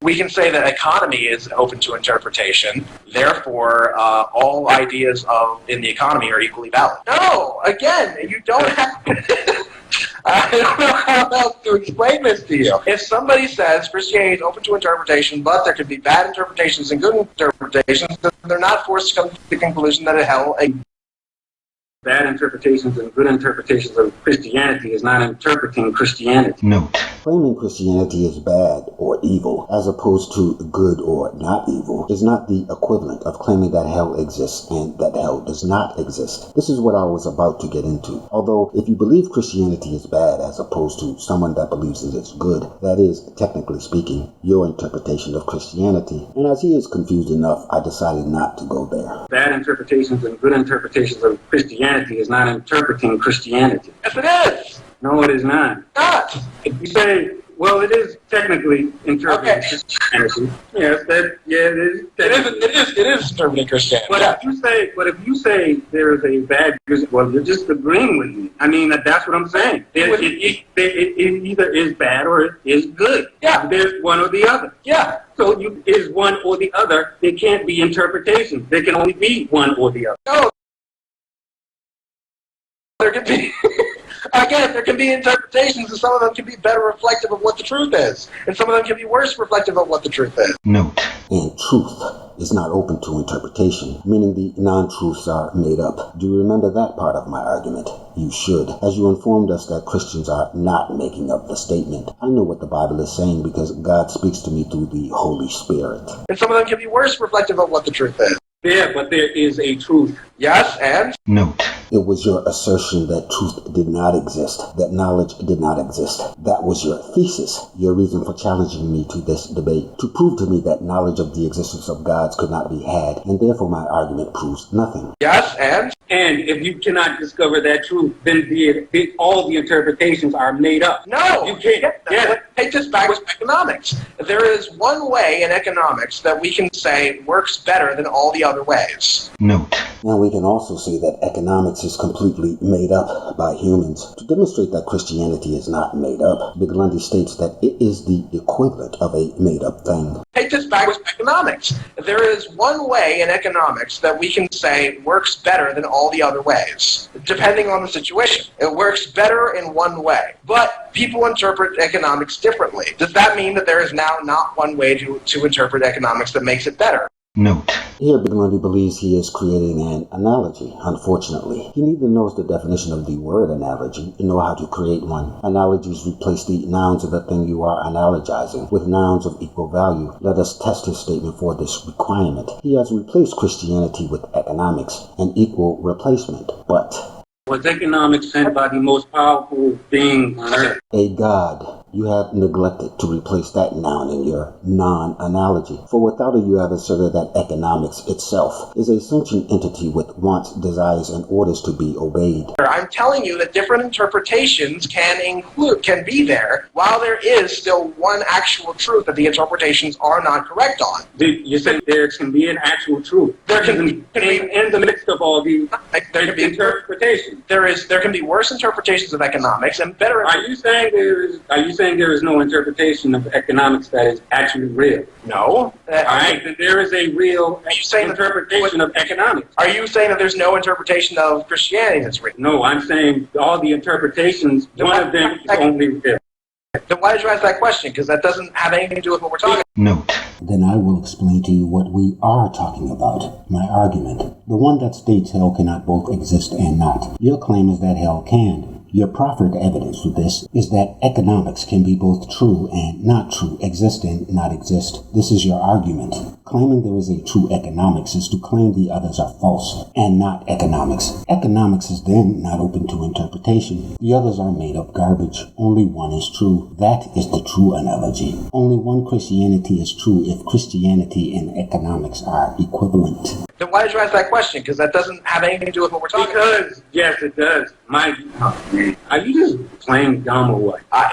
All right, here it is. Economics, whatever that is, it's something. Now, people can try to decipher what it is. They can come up with multiple of things of what economics is, but it's actually only one of them. They'll have to break it down to the... Okay, they could be wrong. And now, from a previous episode of the show. Are you saying there is no interpretation of economics that is actually real? No. And now, back to tonight's episode. Okay, they could have been wrong. Yeah, but that is not sent by a God. That economics is not sent by God. Doesn't matter. The Christianity is. So, It doesn't matter. There is one way to interpret economics that's better than all the other ways. if there's one way to interpret economics that is better than all the ways, and that is the way economics will be interpreted, will be abandoned. Don't necessarily know what the best way is. Just like Christians don't necessarily know what the best interpretation is. So, if they don't know what the best interpretation, economics will be synthesized to its best one. All others will be abandoned. That is human nature. No, because we've had so many types of economics. And if economics is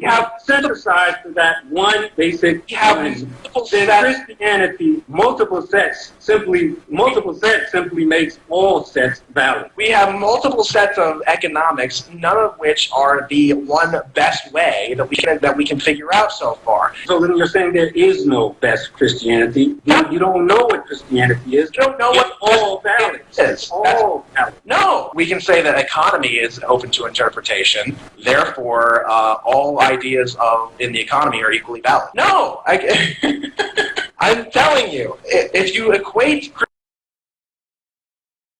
all right, I got you. Yeah. Sorry that upsets you. It didn't upset me. No, I'm telling you, if you equate Christianity... All right, I'm done.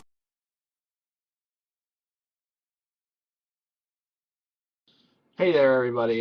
This is BigLundi here. I just came across one of the funniest things. And by funniest, I mean most unintentionally funny. Because I'm not going to give this guy the benefit of the doubt that he's actually not, in fact, being serious with this video. Some of you might moan and groan, but this is billzybobb. And before you start going, oh my god, you have got to be kidding me, I understand.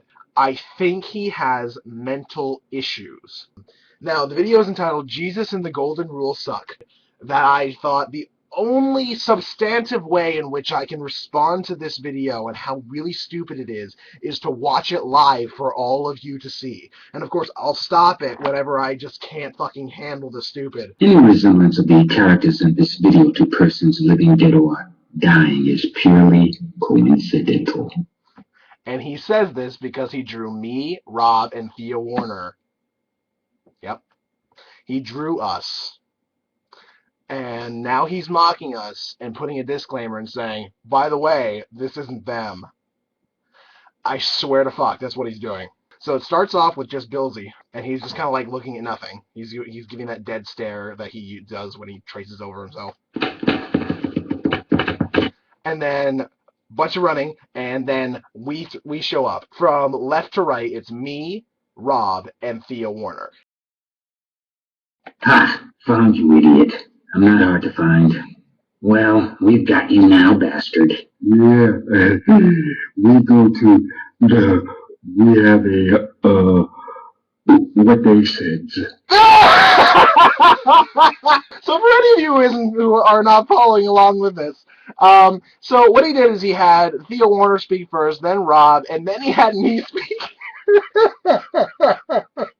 And apparently, the caricature that is supposed to that represents somebody who looks like me is absolutely fucktarded and can't form a coherent sentence. And what's hilarious about that is that this is projection in its most finest form, because anybody who thinks that Billzy is the one who's articulate and I'm not the one who's articulate, you can go to our Skype debate and see how he fared against me in one-on-one conversation in real time, no script, nothing. He's trying to portray me as being the dumbest person, or I don't know, a really stupid person. And I can't, for the life of me, describe exactly how stupid I find billzybobb. And I say this because I know it pisses him off whenever I say this. I think he is too stupid to define with words. And my vocabulary is fairly robust. But I cannot epistemologically justify, ontologically as well, the categorization of exactly the level of fucktardery billzybobb actually inhabits with his level of stupidity. I cannot exhibit this in words because of how monumental it is. Ontologically, I find it to be one of the most interesting questions in philosophy today, to find out what is that unique level of stupidity that he's reached. And I say this because I know he thinks the same way of me, and that is what I find so hilarious. Whenever he tries to argue against what we actually say, he fucking fails, and he gets so many thumb downs, and his videos are extremely unpopular.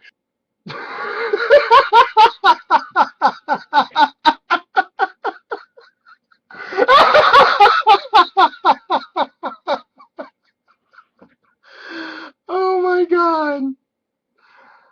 Billsy, you are so ill-educated on absolutely everything that you say, and you are filled with such cognitive dissonance, and I don't even know how to address you anymore, because at this point it is like beating up on an infant. It is like beating up on an infant. I can't say anything because I'll feel bad. I will start to feel bad if I make any more videos against you. So I'm just going to let this one go. I've already pointed out that the logic of what you're saying is retarded. That you pulled out a meaning of the golden rule that doesn't mean anything. That doesn't match anything that I remember reading in the Bible, and I've read it 3 times. You, this is this. Now I'm as inarticulate as Billsy because he has reduced me to his level of stupidity. He has dragged me down to his level and beaten me with experience with his levels of absolute fucktardery. I've got nothing. I've got nothing. I can't say anything because this level of just not understanding logic, not understanding philosophy, not understanding theology, not understanding anything is amazing. It has nothing to do with logic. It has nothing to do with reason. It has nothing to do with rationality. It's just a mental case talking to himself. That's all it is. Goodbye. And no, you're not scaring me off. You're not insulting me too much by calling me by characterizing the portrait that's supposed to be me but not me. You're not in portraying him in a way that is absolutely stupid and completely inarticulate and matches you absolutely perfectly. It's just sad is all it is. It's not even insulting. It is just sad. And I wish you good fortune in the coming days because you